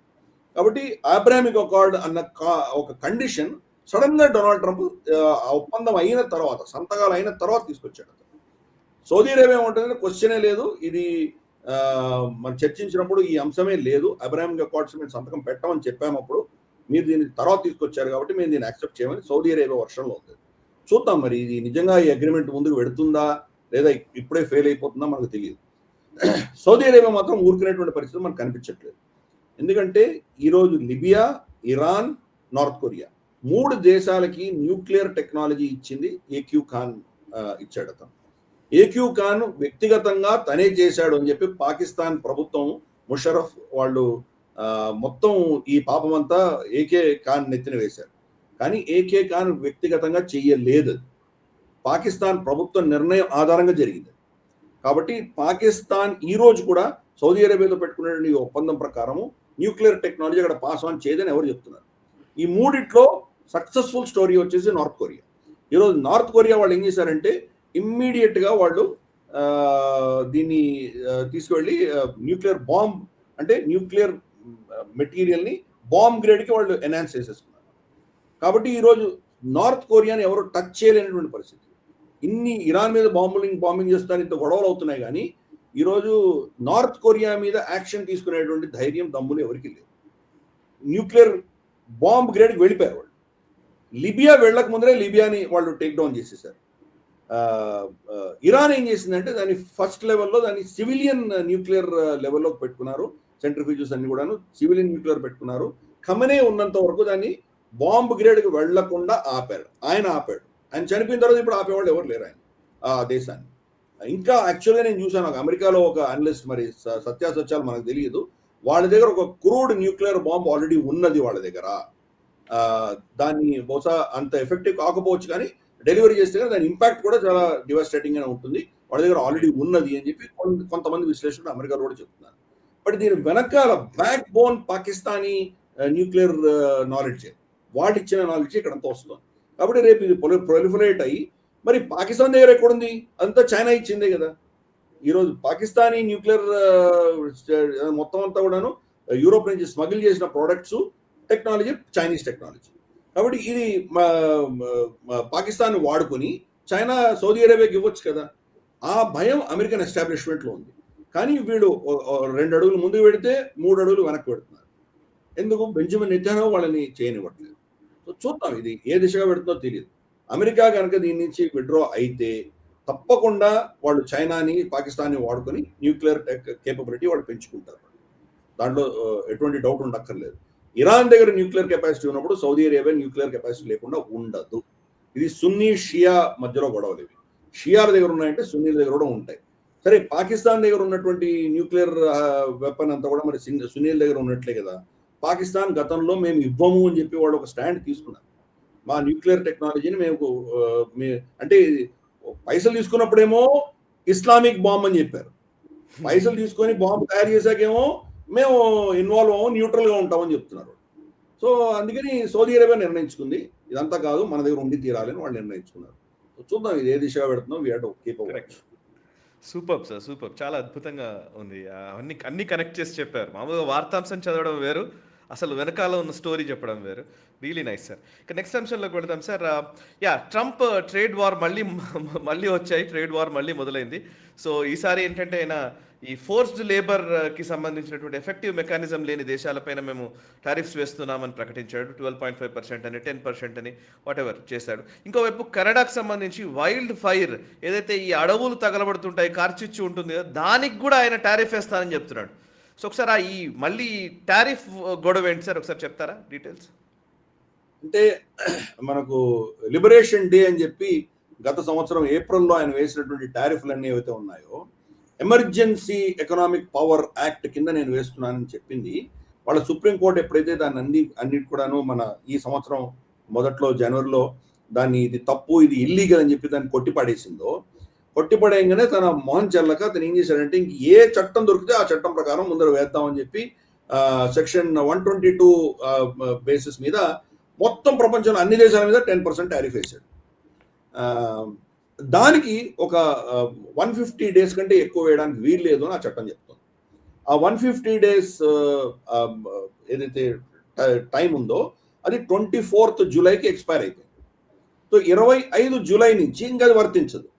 పాత టారిఫ్లు ఏమున్నాయో 2%, 3%, 4% ఏమున్నాయో అవే నడుస్తాయి. 10% కూడా అతను దాన్ని ఇంపోజ్ చేయలేడు. కాబట్టి ఏం చేశాడంటే దీనికంటే ముందర వాళ్ళ స్కాట్ బెసెంట్ టీం వీళ్ళు ఇన్వెస్టిగేట్ చేయమన్నాడు.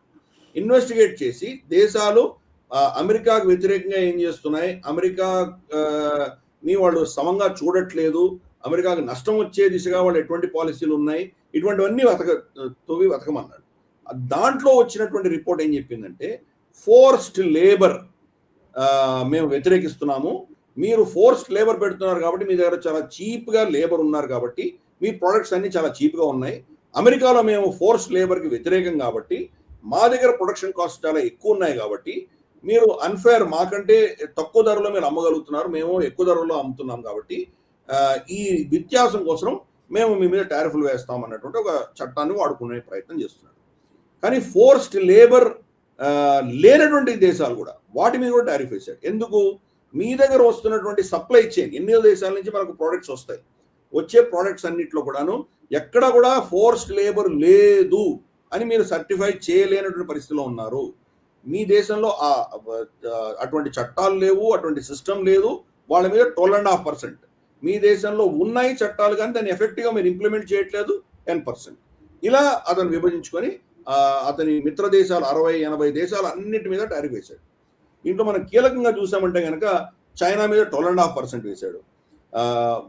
మిత్ర దేశమైనటువంటి Australia, New Zealand, Japan, Norway, Turkey, Saudi Arabia, Oman, South Africa, Egypt, Switzerland, Brazil, Peru, Chile, Venezuela, Colombia, Iraq వీళ్ళందరి మీద 12.5% టారిఫ్ వేశాడు. మిగతావి భారతదేశం, UK, EU, European union, Pakistan, Indonesia, Argentina ఇటువంటి దేశాల మీద 10% టారిఫ్ వేశాడు. అంటే మనము చైల్డ్ లేబరో లేదా ఫోర్స్ లేబర్నో మనం చేస్తున్నామని కాదు దాని అర్థం.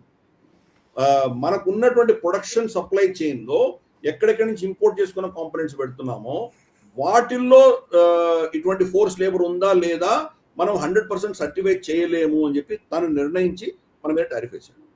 మనకేంటంటే కనుక గతంలో ఈ సుప్రీంకోర్టు జడ్జిమెంట్ తర్వాత ఏదైతే 10% టారిఫ్ అతను ఇంపోజ్ చేశాడో ఈరోజు కూడా 10% టారిఫ్.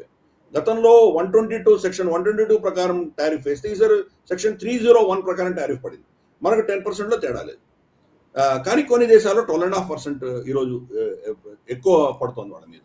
కాబట్టి ఇటువంటి పరిస్థితులలో ఈరోజు డొనాల్డ్ ట్రంప్ యొక్క అస్త్రం ఏదైతుందో ఆఖరి అస్త్రం ప్రయోగం చేశాడు. ఇది కూడా రేపు కోర్టులలో వెళ్ళి కనుక ఇది కూడా తప్పు, నువ్వు చేయడానికి వీల్లేదు అని కనుక నువ్వు ప్రూవ్ చేయలేకపోయావు, ఫోర్స్ లేబర్ అక్కడ జరుగుతుందా లేదా, దానికి సంబంధించినటువంటి ప్రోటోకాల్స్ ఆ దేశంలో ఉన్నాయా లేదా నువ్వు ప్రూవ్ చేయలేవు, కాబట్టి ఇది మేము తీసేస్తున్నామని సుప్రీంకోర్టు తీసేస్తే కనుక ఏమవుతుంది. కాబట్టి ఆ పరిస్థితి డొనాల్డ్ ట్రంప్ ఏదో విధంగా తను టారిఫ్లు అన్నది వాడుకొని నేను ప్రపంచాన్ని లొంగ తీసుకుంటాను అన్నటువంటి పంత అతని మొండి పట్టు వల్ల ఇది చేస్తున్నాడు. కానీ దీనివల్ల ఏమి లాభం లేదు. ఇన్ఫ్యాక్ట్ ఈరోజు భారతదేశం మనం ఎందుకు వాళ్ళ ట్రేడ్ డీల్ మనం చేయట్లేదు, మనం ట్రేడ్ డీల్ చర్చలు చేస్తున్నాం కానీ ట్రేడ్ డీల్ చేయట్లేదు. గతంలో మన మీద 50% టారిఫ్ ఇంపోజ్ చేశాడు. 50% టారిఫ్ ఇంపోజ్ చేసి దాన్ని 18%కి తగ్గించాడు. 18% తగ్గిస్తే ప్రధాని మోదీ గారు దాన్ని స్వాగతిస్తూ ట్వీట్ కూడా చేశారు. Thank you for reducing it 18% కూడా ట్వీట్ చేశారు. ఇప్పుడు 10% మన దగ్గర టారిఫ్ ఉంది. మనం చర్చలు ఎందుకు చేస్తాం వాడితోటి? చర్చించి ఈ ఉన్న 10%ని 18% పెంచుకుంటాము. మనం అంత పిచ్చివాళ్ళం కాదు కదా. కాబట్టి ఏ దేశం కూడా ఈరోజు అమెరికాతో ట్రేడ్ చర్చలు చేయడానికి సిద్ధంగా లేరు. ట్రేడ్ చర్చలు చేసే దానివల్ల వచ్చేంటి లాభం ఏంటి, నష్టం ఏంటి వాళ్ళకి అర్థం కావట్లేదు. మళ్ళీ రేపు ఈ సెక్షన్ని కోర్టు కొట్టేస్తే పరిస్థితి ఏంటి? ప్లస్ చర్చలంటూ జరిగితే 10% తక్కువ టారిఫ్ల కోసం చర్చించాలి కానీ ఎందుకంటే ఎక్కువ టారిఫ్ల కోసం ఎందుకు చర్చిస్తారు ఎవడైనా? కాబట్టి ఇప్పుడు ఈ చట్టాలకు అతీతంగా నాన్ టారిఫ్ బ్యారియర్స్ వాడుకుంటున్నాడు. నాన్ టారిఫ్ బ్యారియర్స్ ఏంటి? కెనడా మీద టిపికల్గా ఏం చెప్పాడంటే అన్ఈక్వల్ ట్రీట్మెంట్, అమెరికా నుంచి వస్తున్నటువంటి ప్రోడక్ట్స్ని అన్ఈక్వల్గా ట్రీట్ చేస్తున్నారు. కెనడా చాలా సింపుల్, ఎవరు తక్కువ ధరలు ఇస్తే వాళ్ళు ఎవరు కొనుక్కుంటారు. వాళ్ళు అమెరికా నుంచి వచ్చి చాలా ఎక్స్పెన్సివ్, చాలా కాస్ట్లీ. కాబట్టి వాళ్ళు చైనా నుంచో మెక్సికో నుంచో ఇంకెక్కడి నుంచో వాళ్ళు కొనుక్కుంటున్నారు. ఏ దేశం అని అంతే కదా, మార్కెట్కి పెడితే అక్కడ ఏది తక్కువ ధరలో ఉంటుందో అది కొనుక్కుంటున్నారు వాళ్ళు. అమెరికా నుంచి వచ్చే చాలా ఖరీదైనటువంటి ప్రోడక్ట్స్ ఎందుకు కొనుక్కోవాలి వాళ్ళు? కానీ దానికి ఒక కండిషన్, దానికి ఒక పేరు పెట్టాడు, అన్ఈక్వల్ ట్రీట్మెంట్ మా మీద చేస్తున్నారు కాబట్టి వీడి మీద 50% టారిఫ్ వేస్తున్నాను అంటే. ఇంకా ఏంటి, అక్కడ ఏదో అడవులు తగలబడుతున్నాయి, అక్కడి నుంచి పొగ వచ్చి మా దేశం అంతా ప్రదూషణ ఉంది ఇక్కడంతా, కాబట్టి వాళ్ళ మీద ఇంకా టారిఫ్లు వేస్తాను అంటున్నాడు. అంటే అమెరికాలో అటువంటి ఘటనలు జరిగినప్పుడు, కాలిఫోర్నియాలో అక్కడంతా జరిగినప్పుడు మరి ఆ పొగలన్నీ కమ్ముకున్నప్పుడు మరి ఆ దేశం కూడా వేసి ఉండొచ్చు కదా. మెక్సికోనో ఇంకేదో నికరాగోనో వాళ్ళు కూడా టారిఫ్లు వేసి ఉండొచ్చు కదా. ప్రపంచవ్యాప్తంగా ఈ యొక్క పొల్యూషన్ అన్నది ఒక దేశం చేస్తున్నది కాదు, ఎక్కడ ఏం జరుగుతుందో మనం చెప్పలేము. అమెరికాను ఈ వెస్ట్ చేస్తున్నటువంటి విచ్చలవిడి కన్జంప్షన్ వల్ల పొల్యూషన్, విపరీతమైన పొల్యూషన్ వల్ల ఈరోజు ప్రపంచం అంతా సఫర్ అవుతుంది. దాన్ని వాళ్ళు ఏం చేశారు, చైనాకి, భారతదేశానికి, వియట్నాం ఇటువంటి దేశాలకు డంప్ చేశారు. వాళ్ళ దేశంలో ప్రదూషణ తక్కువ ఉన్నంత మాత్రాన వాళ్ళ కన్జంప్షన్ వల్ల ప్రదూషణ వస్తుంది ప్రపంచం అంతా కూడా. మరి ఈరోజు చైనా అంత పొల్యూట్ చేస్తుంది అంటే కనుక చైనా పొల్యూషన్ అమెరికన్ కన్సంప్షన్ కోసం చేస్తుంది. కాబట్టి దాని మీద వాళ్ళు కూడా బాధ్యత తీసుకోవాలి కదా. కానీ ఇటువంటి పిచ్చి టారిఫ్లు అన్ని వేశాడు. అలాగే కొన్ని సెక్టోరల్ టారిఫ్స్ వేశాడు. ఎస్పెషలీ మెటల్, మనకు ఐరన్ అండ్ స్టీల్ కావచ్చు, లేదా మనకు ఆటో పార్ట్స్ కావచ్చు, కాపర్, అల్యూమినియం, వీటికి 50%, 40% టారిఫ్లు వేశాడు. అంటే దానివల్ల వాళ్ళ దేశంలో, అమెరికాలో ఉన్నటువంటి ఫ్యాక్టరీలు ఇంకా బలపడతాయని చెప్పేసి ఉద్దేశంతో చేశాడు. కానీ దానివల్ల యాక్చువల్గా వాళ్ళ ఇండస్ట్రీ నష్టపోతుంది. ఈరోజు వాళ్ళ ఆటో ఇండస్ట్రీ ఆల్మోస్ట్ బ్యాంక్రప్సీ వచ్చే పరిస్థితికి వచ్చారు. ఫస్ట్ ఈవీ, మొత్తం ప్రపంచం అంతా ఈవీ టేక్ ఓవర్ చేసింది. అమెరికా ఈవీలో ఎక్కడ కూడా లేదు. అందుకనే టెస్లా తీసుకెళ్ళి వాళ్ళ ఫ్యాక్టరీ కూడా చైనాలో పెట్టుకున్నాడు, కానీ అమెరికాలో పెద్దగా రాణించట్లేదు. మిగతా నాన్ ఈవీ వెహికల్స్ ఏవైతే ఉన్నాయో దానికి ప్రొడక్షన్ కాస్ట్ పెరిగిపోయింది. అమెరికాలో తయారయ్యే స్టీల్ కానీ, వాళ్ళకి అల్యూమినియం కానీ, కాపర్ కానీ కాంపనెంట్స్ చాలా పిరియం, చాలా కాస్ట్లీ. బయట నుంచి ఇంపోర్ట్ చేసుకోవాలి. వాటి మీద 50% 40% టారిఫ్ వేస్తే కనుక బయట నుంచి తెచ్చుకోలేరు, లోపల నుంచి తెచ్చుకోలేరు, రెండు కూడా కాస్ట్లీ అయిపోతే కనుక అమెరికాలో తయారైన ప్రొడక్ట్స్ ఇంకా కాస్ట్లీ అవుతుంది. కానీ డొనాల్డ్ ట్రంప్ ఏమో నేను లోకల్ ప్రొడక్షన్ని ఎంకరేజ్ చేస్తున్నాను అనుకుంటున్నాడు, కానీ దీనివల్ల యాక్చువల్గా వాళ్ళ ఓన్ ఇండస్ట్రీని దెబ్బ కొడుతున్నట్టు అర్థం చేసుకోవట్లేదు డొనాల్డ్ ట్రంప్. సరే, డొనాల్డ్ ట్రంప్ స్ట్రెంగ్త్ మనం అతని డొనాల్డ్ ట్రంప్కి ఎకనామిక్స్ అన్నది పెద్ద స్ట్రెంగ్త్ కాదని మనకు అర్థమైపోయింది. టారిఫ్లు ఒక దేశం మీద వేయడు, తన మీద వేసుకుంటున్నాడు, తన ప్రజల మీద వేసుకుంటున్నాడు. టారిఫ్లు ఎక్కడ? వాళ్ళు 100 రూపాయలు సరఫరా చేస్తే కనుక నువ్వు 120, 130, 60, 20 రూపాయలకి టారిఫ్ నువ్వు కనుక ఇంపోజ్ చేసావంటే దాన్ని కట్టుకునేది నీ కన్స్యూమరే కదా, నీ దేశంలోని కన్స్యూమర్ కట్టుకుంటున్నాడు. ఒక దేశం మీద 10% ఇంకో దేశం 20% ఇస్తే కనుక ఇక్కడి నుంచి అక్కడికి పెడుతుంది, అక్కడి నుంచి ఇక్కడికి పెడుతుంది, అంతేగాని అల్టిమేట్ గా నీ ట్యాక్స్ పేరే కట్టుకుంటున్నాడు. ఈ బేసిక్ ఫండమెంటల్ కూడా తెలియని ఎకానమీ అంతా కూడాను డొనాల్డ్ ట్రంప్ రన్ చేస్తున్నాడు. కాబట్టి ఈరోజు అమెరికన్ ఎకానమీ చాలా క్లిష్ట పరిస్థితిలో ఉంది. వాళ్ళ ఇంట్రెస్ట్ పేమెంట్సే అంటే అఫ్ కోర్స్ ఈ 1.5 ట్రిలియన్ డిఫెన్స్ బడ్జెట్ ఆమోదం రాకముందర వాళ్ళ ఇంట్రెస్ట్ పేమెంట్ $1 ట్రిలియన్ టచ్ అయింది. $1 ట్రిలియన్ ఇంట్రెస్ట్ పేమెంట్ ఉంటే వాళ్ళ సోషల్ సెక్యూరిటీ, వాళ్ళ హెల్త్ కేర్, వాళ్ళ శానిటేషన్, వాళ్ళకి కావాల్సినటువంటి మౌలికమైన సదుపాయాలు, వీటన్నిటికంటే కూడా ఎక్కువ ఖర్చు ఇంట్రెస్ట్ పే చేసే పరిస్థితి తెచ్చుకుంటున్నాడు. కాబట్టి మరి ఇలా ఖర్చులు పెంచుకుంటూ పోతే ఏమవుతుందో వాళ్ళ ఎకానమీకి తెలియదు మనకు. But anyway, that's way Donald Trump is. దీనివల్ల ప్రపంచం అంతా కూడా ప్రత్యామ్నాయాలు చూసుకుంటున్నాయి, అమెరికా మీద డిపెండెన్సీస్ తగ్గించుకుంటున్నాయి. మార్క్ కార్నీ ఒక ప్రెస్ కాన్ఫరెన్స్ పెట్టాడు. వాళ్ళ దేశంలో ప్రైమ్ మినిస్టర్స్ ఉంటారు, ప్రతి వాళ్ళ ఉన్నటువంటి ప్రావిన్సెస్ కి ఒక ప్రైమ్ మినిస్టర్ ఉంటాడు, చాలా మంది ప్రైమ్ మినిస్టర్స్ ఉంటాడు. దేశానికి ప్రైమ్ మినిస్టర్ మార్క్ కార్నీ. వీళ్ళందరూ కలిసి ఒక కాన్ఫరెన్స్ పెట్టి మేము అమెరికాతో చర్చలు చేస్తున్నాము, ఏదో విధంగా ఈ సమస్యకు పరిష్కారం తీసుకొచ్చే ప్రయత్నం చేస్తున్నాము, కానీ everything is on the table అని చెప్పాడు. మేము కూడా టారిఫ్లు వేస్తామా, మేము ప్రత్యామ్నాయాలు చూసుకుంటామా, ఏం చేస్తామో మాకు తెలియదు, but we will not keep quiet, మేము తల వంచము అని చెప్పి మార్క్ కార్నీ చెప్తున్నారు. అంటే మిత్ర దేశాలతో ఇంత పెట్టుకున్నప్పుడు ఇంకా మరి డొనాల్డ్ ట్రంప్ ఎటువంటి పరిస్థితితో మనం అర్థం చేసుకోవచ్చు. Good luck to American economy. Correct sir. ఇక నెక్స్ట్ అంశంలోకి వెళదాం సార్. ఇందులో లష్కర్ ఎ తైబాకు సంబంధించిన టెర్రర్ క్యాంప్స్ మళ్ళీ యాక్టివ్ అవుతున్నట్టుగా కనబడుతోంది. మన పాకిస్తాన్ ఆక్రమిత జమ్మూ కాశ్మీర్లోని మాంగ్లా డ్యామ్లో ఒక విజువల్ ఎల్ఈటి రిలీజ్ చేసినటువంటి ఒక విజువల్లో మాంగ్లా డ్యామ్లో వీళ్ళు ఎక్కువ సమయం ఈ స్విమ్మింగ్ చేస్తూ ఈ టెర్రరిస్టులకి ఈ స్విమ్మింగ్ ట్రైనింగ్ జరుగుతోంది. అంటే చాలా సుదీర్ఘమైనటువంటి నీళ్ల లోపల ఏదో ఒక యాక్టివిటీ చేయడానికి, ఒక దాడి చేయడానికో వాళ్ళు ప్లాన్ చేస్తున్నారని ఒక సమాచారం. ఏం చేయవచ్చు, దానికి సంబంధించిన వివరాలు ఏంటి, అండ్ భారతదేశంలోని డ్యామ్స్ టార్గెట్గా, ముఖ్యంగా ఈ సింధు జలాల గురించి మాట్లాడుతున్నారు కాబట్టి డ్యామ్లను టార్గెట్ చేసుకుని ఏమైనా పెద్ద ఆపరేషన్కి ప్లాన్ చేస్తున్నారా? వివరాలు ఏంటి? కరెక్ట్, పర్ఫెక్ట్గా చెప్పావు. అదే వాళ్ళ ప్లాను. లష్కర్ ఎ తోయిబా మంగ్లా డ్యామ్, మంగ్లా అమ్మవారి పేరిట ఉన్నటువంటి డ్యామ్ అది. మీర్పూర్ ఏదైతే ఉందో మనకు పాక్ ఆక్రమిత జమ్మూ కాశ్మీర్, మన మిత్రుడైనటువంటి అమ్జద్ అయి మిర్జా కూడా అక్కడి నుంచి వస్తాడు ఆయన. మీర్పూరిలే, అక్కడ మనకు లండన్లో ఉన్నంత మీర్పూరిలే. మీర్పూర్ మొత్తం మునిగిపోయింది ఈ మంగ్లా డ్యామ్ కట్టేసరికి. అక్కడ అమ్మవారి ఆలయం కూడా ఆ జలాల్లో మునిగిపోయింది. ఆ అమ్మవారి పేరిటే ఆ డ్యామ్ కూడా ఉన్నది. ఆ డ్యామ్ రిజర్వాయర్ మంగ్లా డ్యామ్. దాంట్లో ఎల్ఈటి వాళ్ళ క్యాడర్ని ట్రైనింగ్ చేస్తున్నట్టు మనకు వీడియోస్ అన్ని వచ్చినాయి బయటికి. దాంట్లో వాళ్ళు ఎంతకాలం నీళ్లలో ఉండగలరు, ఎంత దూరం వరకు వాళ్ళు ఈదుకుంటూ వెళ్ళగలరు, ఎంత బరువు తీసుకొని వాళ్ళు వెళ్ళగలరు, ఇవన్నీ కూడా టెస్ట్ చేస్తున్నారు, వాళ్ళు ట్రైనింగ్ ఇస్తున్నారు. స్పెషల్ స్విమ్మింగ్ ట్రైనర్స్ని పెట్టి వాళ్ళు ట్రైనింగ్ ఇస్తున్నారు వాళ్ళకి. ఇంత మాత్రం మనకు తెలిసింది. ఎల్ఈటి ఎందుకు చేస్తుంది? ఆబ్వియస్లీ వాళ్ళకి ఏదో ప్లాన్ ఉంటే కానీ చేయరు కదా వాళ్ళు. కాబట్టి దీని వెనకాల మనకు అర్థమవుతుంది ఏంటంటే, ఇండస్ వాటర్ ట్రీటీ, పాకిస్తాన్ ఎట్టి పరిస్థితుల్లోనూ భారతదేశాన్ని మళ్ళీ చర్చలకు ఆహ్వానించి కూర్చోబెట్టేటువంటి పరిస్థితుల్లో లేదు. కాబట్టి ఎల్ఈటిని వాడుకునేటువంటి ప్రయత్నం వాళ్ళు చేస్తున్నారు. ఎల్ఈటి ఏం చేస్తుంది? అంటే వీళ్ళ ప్లాన్ మన దేశంలో ఉన్నటువంటి డ్యామ్లు, ఎస్పెషల్లీ జమ్మూ కాశ్మీర్లో ఉన్నటువంటి డ్యాముల్లో వెళ్ళి వాళ్ళు మామూలుగా ఏదో నేపాల్ నుంచో బంగ్లాదేశ్ నుంచో చొరబడి అక్కడికి వెళ్ళి ఈదుకొని వెళ్ళి అక్కడ రూపాయలు బోసా ఏదో బాంబులు పెట్టి డెటనేట్ చేయడం, ఇటువంటివి ఏమైనా చేసే ప్రయత్నం వాళ్ళు ప్లాన్ చేస్తున్నారు. సరే, మిజైల్స్ కొట్టినా కానీ తట్టుకునేటువంటి కెపాసిటీ మన డ్యామ్స్కి ఉంటుంది, కానీ పెద్ద డ్యామేజ్ అవుతుందో లేదో మనం చెప్పడం చాలా కష్టం. కొంత నష్టం జరగవచ్చు. వాళ్ళు ఫర్ ఇన్స్టెన్స్ దానిలో ఎక్కడో వెళ్ళి స్లూస్ గేట్స్ దగ్గర కొట్టారు అనుకుందాం.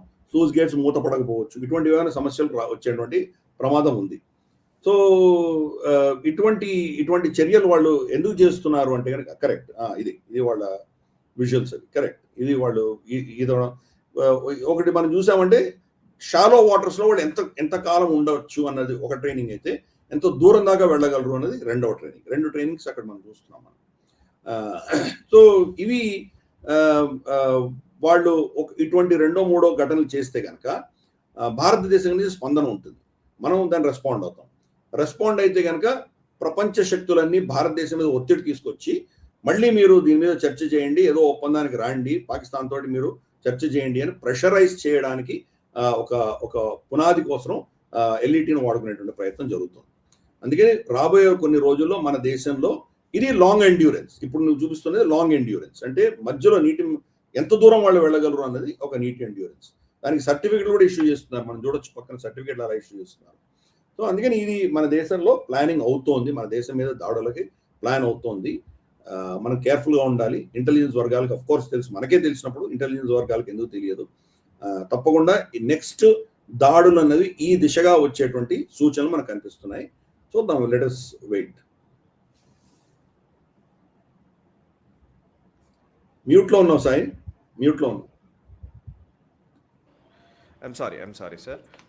నెక్స్ట్ అంశంలోకి వెళదాం సార్. పాకిస్తాన్లో అటు బలూచిస్తాన్లో, ఇంకోవైపు ఖైబర్ పఖ్తుంఖ్వాలో విపరీతమైనటువంటి దాడులే జరుగుతున్నాయి. అండ్ ఖైబర్ పఖ్తుంఖ్వాలో ట్యాంక్ అనే ప్రాంతంలో టీటీపీ అటాక్స్లో 15 మంది చనిపోయారు. బిఎల్ఏ అటాక్స్లో ఒక దగ్గర 8 మంది, అండ్ బొలాన్లో 12 మంది చనిపోయారు. సో ఈ ఇన్సిడెంట్స్ కంటిన్యూగా నడుస్తూనే ఉన్నాయి. ఒకసారి ఆ వివరాలు చెప్తారా? అంటే మనకు గతంలో ఒక 1-2 సంవత్సరాల క్రితం వారానికి 1-2 సైనికులు చనిపోయేవాళ్ళు. అటువంటిది ఈ మధ్యకాలంలో మనం చూసామంటే, ఈ సంవత్సరం ఎస్పెషల్లీ మనం చూస్తే కనుక రమారమి వారానికి 30-40 మంది కనీసం చనిపోతున్నారు. అంటే పాకిస్తాన్ సైన్యం ఎంత నష్టపోతోందో, పాకిస్తాన్ వాళ్ళ అధీనం నుంచి ఎలా ఈ ప్రాంతాలన్నీ వాళ్ళ చేయి జారిపోతున్నాయో మనం చూస్తున్నాం. ఈ వారంలో జరిగిన ఘటనలో టాంక్ అన్నటువంటి ప్రాంతంలో సరిగ్గా జంక్షన్ పాయింట్ డేరా ఇస్మాయిల్ ఖాన్కి వెళ్తున్నటువంటి రోడ్ టోల్ గేట్ దగ్గర వీళ్ళు దాడి చేసి 15 మందిని చంపేశారు. 15 మందిని ఈ న్యూస్ వచ్చినప్పటికీ, కానీ క్షతగాత్రులు ఎవరున్నారో వాళ్ళు కూడా బతికేటువంటి పరిస్థితి లేదు. దాంట్లో కనీసం అంటే ఒక 50% వాళ్ళు కూడా చనిపోతారు. అంటే ఈ 15 చనిపోయినటువంటిది ఫస్ట్ రిపోర్ట్. బహుశా అది 20-25 దాకా వెళ్ళేటువంటి అవకాశాలు ఎక్కువ ఉన్నాయి. అలాగే సురబ్ అన్నటువంటి ఒక ప్రాంతంలో బిఎల్ఏ, అంటే ఈ టాంక్ అన్న ప్రాంతంలో టీటీపీ దాడులు, సురబ్ అన్న దాంట్లో బిఎల్ఏ దాడుల్లో 8 మంది చనిపోయారు. అలాగే బొలాన్ దాడిలో జస్ట్ 24 గంటల క్రితం జరిగింది ఈ అటాక్. ఈ బొలాన్లో జరిగిన అటాక్లో 12 మంది మనం చూడొచ్చు. యాక్చువల్గా అది వాళ్ళ ఒక ఓపెన్ ట్రక్, ఒక ఓపెన్ జీప్ లాంటి దాంట్లో సైనికులు అందరూ పెడుతుంటే సరిగ్గా స్పాట్ పెట్టి దాన్ని ల్యాండ్ మైన్ పెట్టి వాళ్ళు పేల్చేశారు. దాంట్లో 12 మంది చనిపోయారు. బట్ దానికి ఎస్కార్ట్ వెళ్తున్నటువంటి వాళ్ళని కూడా వీళ్ళు చంపేశారని మనకు తెలుస్తుంది. ఇనిషియల్ ప్రిలిమినరీ రిపోర్ట్స్ 12 మంది, బహుశా అక్కడ కూడా 15-16 మంది చనిపోయి ఉండొచ్చు. ఓవరాల్గా 40-50 మంది చనిపోయారు ఒక్క వారంలో. సో ఇటువంటి దాడులు జరుగుతున్నాయి. అందుకనే ఈరోజు చైనా అక్కడ ఉన్నటువంటి రికార్డిక్ మైన్స్, కాపర్ మైన్స్ నుంచి వాళ్ళు ఎక్స్ట్రాక్ట్ చేయలేకపోతున్నారు. గతంలో మన దగ్గర ఉన్నటువంటి టూటికారిన్లో ఉన్నటువంటి మనకు కాపర్ ప్లాంట్ని వాళ్ళు స్టెరిలైట్ ఇండస్ట్రీస్ ముగించగలిగారు, కానీ చైనా వాళ్ళ సొత్తులను వాడుకొని ముగించగలిగారు. ఎందుకంటే పాకిస్తాన్ నుంచి రికార్డిక్ నుంచి వాళ్ళు తీసుకునేవాడు ఈ కాపర్ అంతా కూడా. ఈరోజు ఆ కంపెనీ తీసుకోలేనటువంటి పరిస్థితి. కంటిన్యూస్గా అక్కడ దాడులు జరుగుతున్నాయి. ఏదర్ బిఎల్ఏ కావచ్చు, లేదా టీటీపీ కావచ్చు. టీటీపీ నార్మల్గా ఖైబర్ పఖ్తుంఖ్వాలో దాడులు చేస్తారు, మనకు బిఎల్ఏ వచ్చి బలూచిస్తాన్లో చేస్తారు. అటువంటిది టీటీపీ ఈరోజు మనకు క్వెట్టాలో కూడా చేస్తున్నారు, కరాచీ దాకా వచ్చారు వాళ్ళు. ఈవెన్ టీటీపీ ఈవెన్ బలూచిస్తాన్లో కూడా వాళ్ళు సక్రియంగా వాళ్ళు పనిచేస్తున్నారు. అక్కడ బలూచిస్తాన్లో ఉన్నటువంటి ఏవైతే తంజీంలు ఉన్నాయో, Baloch liberation army, Baloch liberation front, ఇటువంటి ఒక 4-5 సంస్థలన్నీ కలిసి బ్రాస్ అని ఒకటి పెట్టుకున్నారు. బలూచ్ రజోయ్ ఆందోళన్ సంఘ్ అని చెప్పి ఒకటి పెట్టుకున్నారు. పెట్టి వాళ్ళు కోఆర్డినేట్ చేసి కొడుతున్నారు. అందుకని వాళ్ళలో వేరే గొడవలు లేవు. వాళ్ళు టీటీపీతో కూడా ఒక విధమైన ఒప్పందం పెట్టుకున్నారు. కాబట్టి టీటీపీ వీళ్లకు అత్యాధునికమైనటువంటి వెపన్స్ సప్లై చేస్తుంది. అమెరికా వదిలి వెళ్ళిపోయినటువంటి అస్త్రాలన్నీ కూడాను ఆఫ్ఘాన్ తాలిబాన్ దగ్గర నుంచి టీటీపీ తెచ్చుకుంటే, టీటీపీ నుంచి ఈరోజు బలూచీలకు వచ్చింది. బలూచీలు కూడా ఒక సైన్యం ఎలా పనిచేస్తుందో అలా పనిచేస్తున్నారు వాళ్ళు, బిఎల్ఏ కూడా. దాంట్లో ఒక మాజిద్ బ్రిగేడ్ అని ఉంటుంది. మాజిద్ బ్రిగేడ్ వచ్చేసి వాళ్ళ సూయిసైడ్, ఆత్మాహుతి చేసేటువంటి ఫస్ట్ అటాక్ చేయగలిగినటువంటి టీం వాళ్ళది. రెండవది ఫతే బ్రిగేడ్ అని ఉంటుంది. ఫతే బ్రిగేడ్ కాపు కాచి వాళ్ళు అటాక్ చేసేటువంటి బ్రిగేడ్. ఇలా వాళ్ళు డివిజన్స్ పెట్టుకున్నారు. దాంతో కమ్యూనికేషన్స్, వాళ్ళ ఎఫిషియన్సీ విపరీతంగా ఉంది. సరే, వాళ్ళని ఫిత్నల్ హిందుస్థాన్ అని వీళ్ళు పాకిస్తాన్ పిలుస్తారు, కానీ ఏదో భారతదేశమే వాళ్ళని ప్రోత్సహిస్తోంది, వీళ్ళు భారతదేశం ప్రాక్సీలు అన్న దిశగా వాళ్ళు మేమేం తప్పు చేయలేదు, వీళ్ళు భారతీయులు, భారతీయ సపోర్ట్తో ఉన్నటువంటి శక్తులు అని చెప్పేసి చిత్రీకరించే ప్రయత్నం చేస్తున్నారు. కానీ టీటీపీని ఎవరు పట్టి పోషించారు గతంలో? తాలిబాన్ ఎవరు పెట్టి పోషించారు? వాళ్ళకి అస్త్రాలు ఎవరు ఇచ్చారు? వాళ్ళకి ట్రైనింగ్ ఎవరు ఇచ్చారు? క్వెట్టా, షూరా ఇవన్నీ ఎవరు పెట్టారు? వాళ్ళ కుటుంబాలు ఇక్కడే ఉన్నాయి కదా, ఇక్కడే ఉండేవి కదా మొన్నటి వరకు కూడాను. వాళ్ళ ఆస్తులు ఇక్కడే కొనుక్కున్నారు, వాళ్ళ పిల్లలు ఇక్కడే చదువుకున్నారు. వాళ్ళని మొత్తం తయారు చేసిందే పాకిస్తాన్. ఈరోజు వాళ్ళే బలూచీలకి సాయం వాళ్ళే చేస్తున్నారు. బలూచీలు ఆఫ్ కోర్స్ స్వతంత్రం కోసం వాళ్ళ పోరాటం చేస్తుంటే టీటీపీ ఇస్లాం కోసం వాళ్ళు పోరాటం చేస్తున్నారు. దీనికి అంతా వెనకాల కారణం పాకిస్తానే కదా. భారతదేశాన్ని అని ఏం లాభం? వాళ్ళ తప్పులు, వాళ్ళ అసమర్థతని భారతదేశం మీద రుద్దేటువంటి ప్రయత్నం చేస్తున్నారు. కాబట్టి వారం వారం కూడా ఈ దాడులు పెరుగుతున్నాయి. ఆల్రెడీ వాళ్ళు రిపబ్లిక్ ఆఫ్ బలూచిస్తాన్ అని చెప్పి వాళ్ళు అనౌన్స్ చేసుకున్నారు. 85% బలూచిస్తాన్ మా అధీనంలోనే ఉంది, పాకిస్తాన్ అధీనంలో లేదు అని అన్నారు. కొంత అతిశయోక్తి ఉండొచ్చు అది. ఎందుకంటే ప్రభుత్వం, పాకిస్తాన్ చిన్న దేశం కాదు, వాళ్ళ దగ్గర పెద్ద సైన్యం ఉంది, వాళ్ళ దగ్గర న్యూక్లియర్ అస్త్రాలు ఉన్నాయి. కాబట్టి అంత ఈజీగా మనం కొట్టిపాడేయలేము. కానీ చాలా బలూచిస్తాన్లో ఎన్నో ప్రాంతాల్లో వీళ్ళు వెళ్ళలేనటువంటి పరిస్థితి. వెళ్ళాలంటే దానికి శానిటేషన్ చేయాలంటే కనుక దానికి చాలా ఖర్చుతో కూడినటువంటి పరిస్థితి. ఈవెన్ క్వెట్టాలో కూడా సాయంత్రం చీకటి పడిన తర్వాత బయటికి రాలేనటువంటి పరిస్థితి. అది ఈరోజు మనకు ఉన్నది అక్కడ. క్రమేపీ వీళ్ళ పట్టు తగ్గుతోంది. వీళ్ళు అక్కడ అంటే సురక్షితంగా వెళ్ళి రాగలము అన్నటువంటి ధైర్యం ఈరోజు లేదు ఆ సైన్యంలో. అది మాత్రం స్పష్టంగా మనకు అర్థమవుతోంది. సో చూద్దాం ఇది ఏ దిశగా పెడుతుందో. మరి అంతర్గతమైనటువంటి ఈ అంశాలన్నీ బయటకు వచ్చినప్పుడు పాకిస్తాన్ చేసేటువంటి ఒకటి స్టాండర్డ్ ఆపరేటింగ్ ప్రొసీజర్ ఏంటంటే భారతదేశం మీద ఏదో ఒక చర్య చేయడం. అందుకని మన దేశంలో ఒక ఘటన జరిగి తీరుతుంది, త్వరగా జరుగుతుంది. ఎంత త్వరగా జరుగుతుంది మనం చెప్పలేము. ఆఫ్ కోర్స్ ఇవన్నీ వాళ్ళు ఎప్పుడు ప్లాన్ చేస్తారో మనకు తెలియదు. బహుశా కొన్ని వారాల్లో మన దేశంలో పెద్ద ఘటన జరగబోతోంది. వాళ్ళ అంతర్గతమైన వ్యవహారాలని మనసు మళ్లించడానికి, వాళ్ళ ప్రజల్ని మభ్యపెట్టడానికి కోసం ఒక అంత బాహ్య శత్రువు వాళ్ళకి కావాలి. బాహ్య శత్రువు కోసం వాళ్ళు మొదలుపెట్టారు. ఇండస్ వాటర్ ట్రీటీ ఒకటైతే కనుక ఎల్ఈటీ గురించి ఇందాకే మనం మాట్లాడాము. ఇవన్నీ కూడా జరగబోతున్నాయి. ప్లస్ పైపెచ్చు వాళ్ళు ఒక విధమైనటువంటి నెరేటివ్ ఆల్రెడీ అసీం మునీర్ చెప్పాడు. మేము బహుశా జామ్నగర్ని టార్గెట్ చేస్తామని చెప్పాడు. జామ్నగర్ని టార్గెట్ చేయడమో, లేకపోతే మనకు బంగ్లాదేశ్ నుంచో, మియాన్మార్ నుంచో, నేపాల్ నుంచో చొరబాటుదారులు వచ్చి అటాక్ చేయడమో, లేదా మన కీలకమైన అసెట్స్ దక్షిణాన ఉన్నటువంటి ప్రాంతాల మీద దాడులు చేయడమో, ఏదో ఒక పెద్ద ఘటన చేసి భారతదేశం మళ్ళీ దాని ఆపరేషన్ సింధూర్ 2.0 దిశగా మనం వాళ్ళని కొడితే దానివల్ల లాభపడతాడు అసీం మునీర్. వాళ్ళ దేశం నష్టపోయినా, వాళ్ళ అస్త్రశస్త్రాలు నష్టపోయినా, వాళ్ళ ఎయిర్ క్రాఫ్ట్ కూలిపోయినా కానీ కూడా అసీం మునీర్ వాళ్ళ ఆర్మీ బలపడుతుంది. సో అది ఒక విడ్డూరమైనటువంటి దేశం. వాళ్ళు దెబ్బలు తినడానికి సిద్ధంగా ఉన్నారు. 4-5 రోజుల కంటే ఎక్కువ ఎవరు యుద్ధం చేయరు. ఎందుకంటే వాళ్ళు కూడా న్యూక్లియర్ శక్తి ఉంది, మన దగ్గర కూడా న్యూక్లియర్ శక్తి ఉంది. కాబట్టి ఏవో దేశాలు వచ్చి ఆపేస్తాయి వీటిని. వాళ్ళ అంతర్గతమైన సమస్యలన్నీ కూడాను టీటీపీలో, బలూచీలో, పిఓజేకేనో, లేకపోతే వాళ్ళ ఆర్థిక పరిస్థితితో ఇవన్నీ పక్కకి వెళ్ళిపోతాయి. భారతదేశం శత్రువు కాబట్టి అందరు కలిసిపోతారు. ఇది వాళ్ళకున్న స్టాండర్డ్ ఫార్ములా. పహల్గామ్ ఘటన చేయడానికి వెనకాల కూడా అది ఒక ముఖ్య కారణం. అది పహల్గామ్ ఘటన జరగకుండా ఉంటే కనుక అసీం మునీర్ ఆల్రెడీ అన్పాపులర్ అయిపోయాడు. ఇమ్రాన్ ఖాన్ చాలా పాపులారిటీలో ఉన్నాడు. ఈరోజు ఇమ్రాన్ ఖాన్ అప్పుడు అరెస్ట్ చేసినా కానీ కూడా ఇమ్రాన్ ఖాన్ ని సమర్థిస్తూ ఎన్ని ర్యాలీలు అయ్యాయి, వాళ్ళకి తట్టుకోలేనటువంటి పరిస్థితి ఆ ప్రభుత్వం. పహల్గామ్ ఘటన జరిగిన తర్వాత మొత్తం నెరేటివ్ భారతదేశం వ్యతిరేకతగా తయారైంది. ఇమ్రాన్ ఖాన్ మర్చిపోయారు. ఈరోజు ఇమ్రాన్ ఖాన్ కన్ను పోయింది, ఆరోగ్యం లేదు, బతుకుతాడో లేదో తెలియదు, ఆ పరిస్థితిలో ఇమ్రాన్ ఖాన్ ఉన్నాడు. కాబట్టి అసీం మునీర్ అదే చేయబోతున్నాడు. కాబట్టి అసీం మునీర్కి ఆప్షనే లేదు. ఆఫ్ఘనిస్తాన్ మీద ట్రై చేశాడు. ఆఫ్ఘనిస్తాన్ తాలిబాన్ చావచెత్తగా బాధారు వీళ్ళని. ఈరోజు వాళ్ళ మిజైల్ బ్రిగేడ్ పెట్టుకున్నారని తెలుస్తోంది. యాంటీ ఎయిర్ సిస్టమ్స్ రష్యా నుంచి కొనుక్కుంటున్నారు. రష్యా తాలిబాన్ రికగ్నైజ్ చేసిన ఏకైక దేశం. రష్యాకి తాలిబాన్, మనకు ఆఫ్ఘనిస్తాన్ మధ్యలో డిఫెన్స్ ఒప్పందం ఉంది, వాళ్ళు సప్లై చేస్తున్నారు. కాబట్టి ఈరోజు ఆఫ్ఘనిస్తాన్ మీద దాడి చేస్తే కనుక వాళ్ళు చావచెత్తగా బాగుతారని వీళ్ళకి తెలుసు, భయం. అందుకనే భారతదేశం మీద ఏదో ఒక ఘటన చేసి తీరుతారు వాళ్ళు. దానికి ఒక ప్రీవ్యూ మనం చూసాం ఆల్రెడీ. అనంతనాగ్లో మనకు ఒక police constable, Jammu Kashmir police కానిస్టేబుల్ని టెర్రరిస్ట్ చంపేశారు. ఇప్పటికి కూడా ఆ టెర్రరిస్ట్ దొరకలేదు, ఎక్కడో తిరుగుతున్నారు వాళ్ళు. దీనికంటే ఒక వారం 10 రోజుల ముందర మనకు షోపియాన్ ప్రాంతంలో ఇద్దరు టెర్రరిస్టులు యాపిల్ ఆర్చిడ్స్ తో తిరుగుతూ సీసీటీవీ కెమెరాలో దొరికారు. వాళ్ళని హంట్ చేసి చంపగలిగాం మనం. అంటే వీళ్ళు కాశ్మీర్లో ఆల్రెడీ అప్రమత్తంగా ఉన్నారు, ఏదో పెద్ద ఘటన చేసే ప్రయత్నం చేస్తున్నారు. ఆ కానిస్టేబుల్ కూడా అమర్నాథ్ సెక్యూరిటీలో అతను పనిచేస్తుండగా అతను చనిపోయాడు. కాబట్టి అమర్నాథ్ యాత్రికుల మీద చేస్తారా, లేదా ఈ అమర్నాథ్ యాత్ర అయిపోయిన తర్వాత ఇంకేదైనా పెద్ద ఘటన చేస్తారా? ఇప్పుడు కాశ్మీర్లో చేస్తే ప్రపంచం ఎవరు పట్టించుకునే పరిస్థితి లేదు.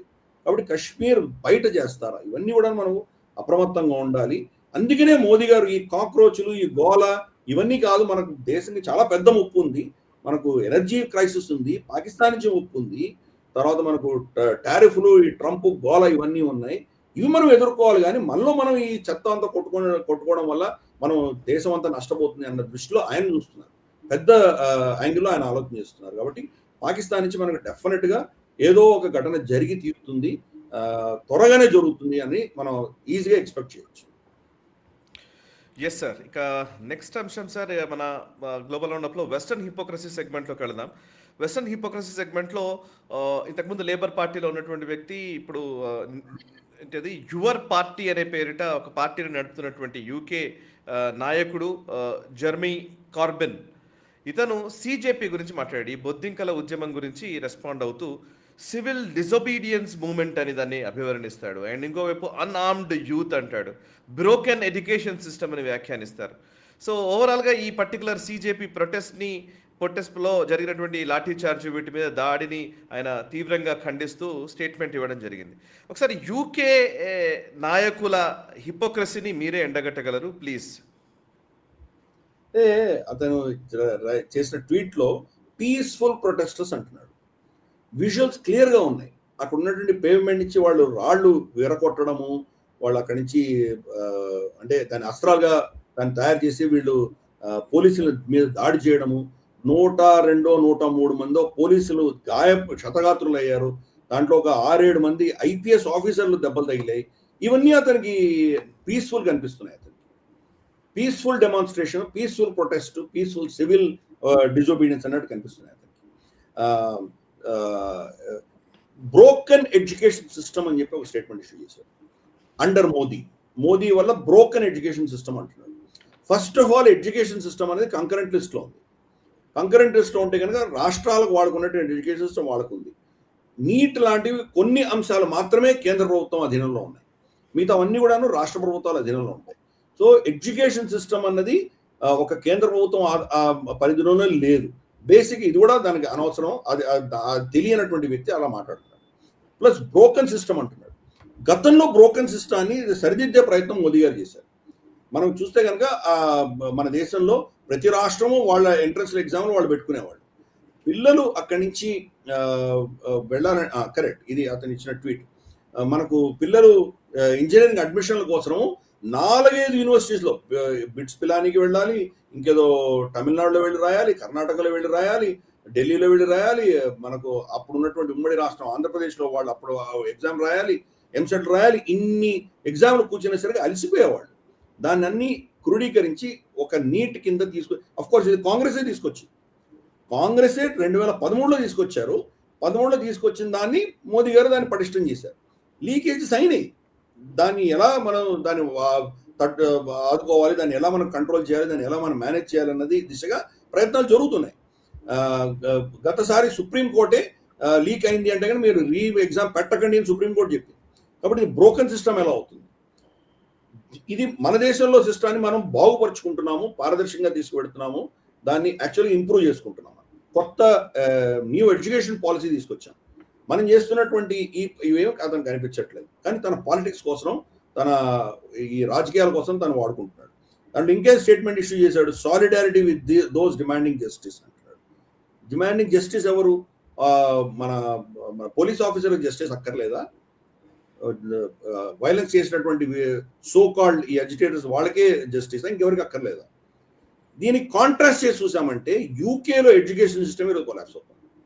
యూకేలో జనరల్గా మన సిస్టానికి భిన్నంగా ప్రైవేట్ ఎడ్యుకేషన్ ఇన్స్టిట్యూషన్స్ ఎక్కువ మంది వెళ్ళారు. ప్రభుత్వ స్కూల్స్ కాలేజెస్లోనే ఎక్కువ మంది పెడతారు. ఈరోజు ప్రభుత్వ రంగంలో ఉన్నటువంటి ఎడ్యుకేషన్ సిస్టమ్కి ఫండింగ్ తగ్గిపోయింది. వాళ్ళ బడ్జెట్స్ అన్ని ఫండింగ్ ఆపేస్తున్నారు. ఎందుకు? ఈ ఉచితాలు ఇచ్చుకోవడం కోసం. 2 వాళ్ళ ఇల్లీగల్ ఇమిగ్రెంట్స్ని వీళ్ళు ఆదుకోవడం కోసం. పైసలు లేవు ఈరోజు యూకే ప్రభుత్వం దగ్గర. 5 స్టార్ హోటల్స్లో వీళ్ళని తీసుకొచ్చి పెట్టారు. అసలు వాడు తినడానికి తిండి లేదు, ఉండడానికి ప్లేస్ లేదు. వాడికి అంటే ఎటువంటి స్థితి లేనటువంటి వ్యక్తులు ఈరోజు యూకేలో 5 స్టార్ హోటల్లో ఉంటున్నారు ప్రభుత్వం పైసలతోటి. ఆ పైసలు ఎక్కడి నుంచి వచ్చినాయి? వాళ్ళ సొంత ప్రజల యొక్క ఆరోగ్యము, మన విద్య, ఇతరత్ర వాళ్ళకి కావాల్సిన శానిటేషను ఇక్కడి నుంచి బడ్జెట్స్ విత్డ్రా చేసి ఇల్లీగల్స్ని హౌస్ చేయడానికి వాళ్ళు వాడుకుంటుంది ఆ ప్రభుత్వాలు. ఇది యూకేలో ఉన్నటువంటి పరిస్థితి. అలాగే అండర్ స్టాఫింగ్ లేదు వాళ్ళ దగ్గర. ఉన్న స్టాఫ్ జీతభత్యాలు సరిగ్గా ఇవ్వట్లేదని ప్రతి సంవత్సరం 2 సంవత్సరాలకి మనకు వాళ్ళ నేషనల్ హెల్త్ సర్వీస్ కావచ్చు, లేదా వాళ్ళ వర్కర్స్ యూనియన్స్ కావచ్చు, వాళ్ళ క్యాబ్ యూనియన్స్ కావచ్చు, లేదా వాళ్ళ టీచర్స్ ఎడ్యుకేషన్ ఇన్స్టిట్యూషన్స్లో కావచ్చు, లేదా సపోర్ట్ స్టాఫ్ కావచ్చు, అది ధర్నాలు చేస్తూనే ఉంటారు. ఎడ్యుకేషన్ జరుగుతూనే ఉన్నాయి యూకేలో. ఆ ప్రభుత్వం జారిపోతుంది. వాళ్ళ ఆదాయం పడిపోతుంది, రెవెన్యూ పడిపోతుంది, ఖర్చులు పెరుగుతున్నాయి, ఉచితాలు పెరిగాయి. ఈ ఇల్లీగల్ ఇమిగ్రెంట్స్ని వాళ్ళు ఆదుకోవడంలో వాళ్ళకు పైసలన్నీ వేస్ట్ అవుతున్నాయి. ప్లస్ పనికి మాలిన వాళ్ళకు అవసరం లేనటువంటి యుద్ధాలు, యుక్రెయిన్ లాంటి యుద్ధాల్లో వీళ్ళ ఖర్చు పెట్టుకుంటున్నారు వాళ్ళు. ఈ కంప్లీట్ వోక్ లెఫ్టిస్ట్ భావజాలంతో ఆ దేశం అంతా నడుస్తుంది. ఇది జెర్మీ కార్బైన్ కనిపించట్లేదు. కానీ భారతదేశంలో మాత్రం ఎడ్యుకేషన్ సిస్టమ్ బ్రోకెన్ సిస్టమ్. మరి బ్రోకెన్ సిస్టమ్ నుంచే కదా ఈరోజు సత్యనాదెండ్ల, సుందర్ పిచ్చయ్య, మనకు ఇటువంటి శివ్ నాడార్, ఇటువంటి వాళ్ళందరూ ఎక్కడి నుంచి వచ్చారు? ఈ బ్రోకెన్ సిస్టమ్ నుంచే కదా వచ్చారు వాళ్ళు.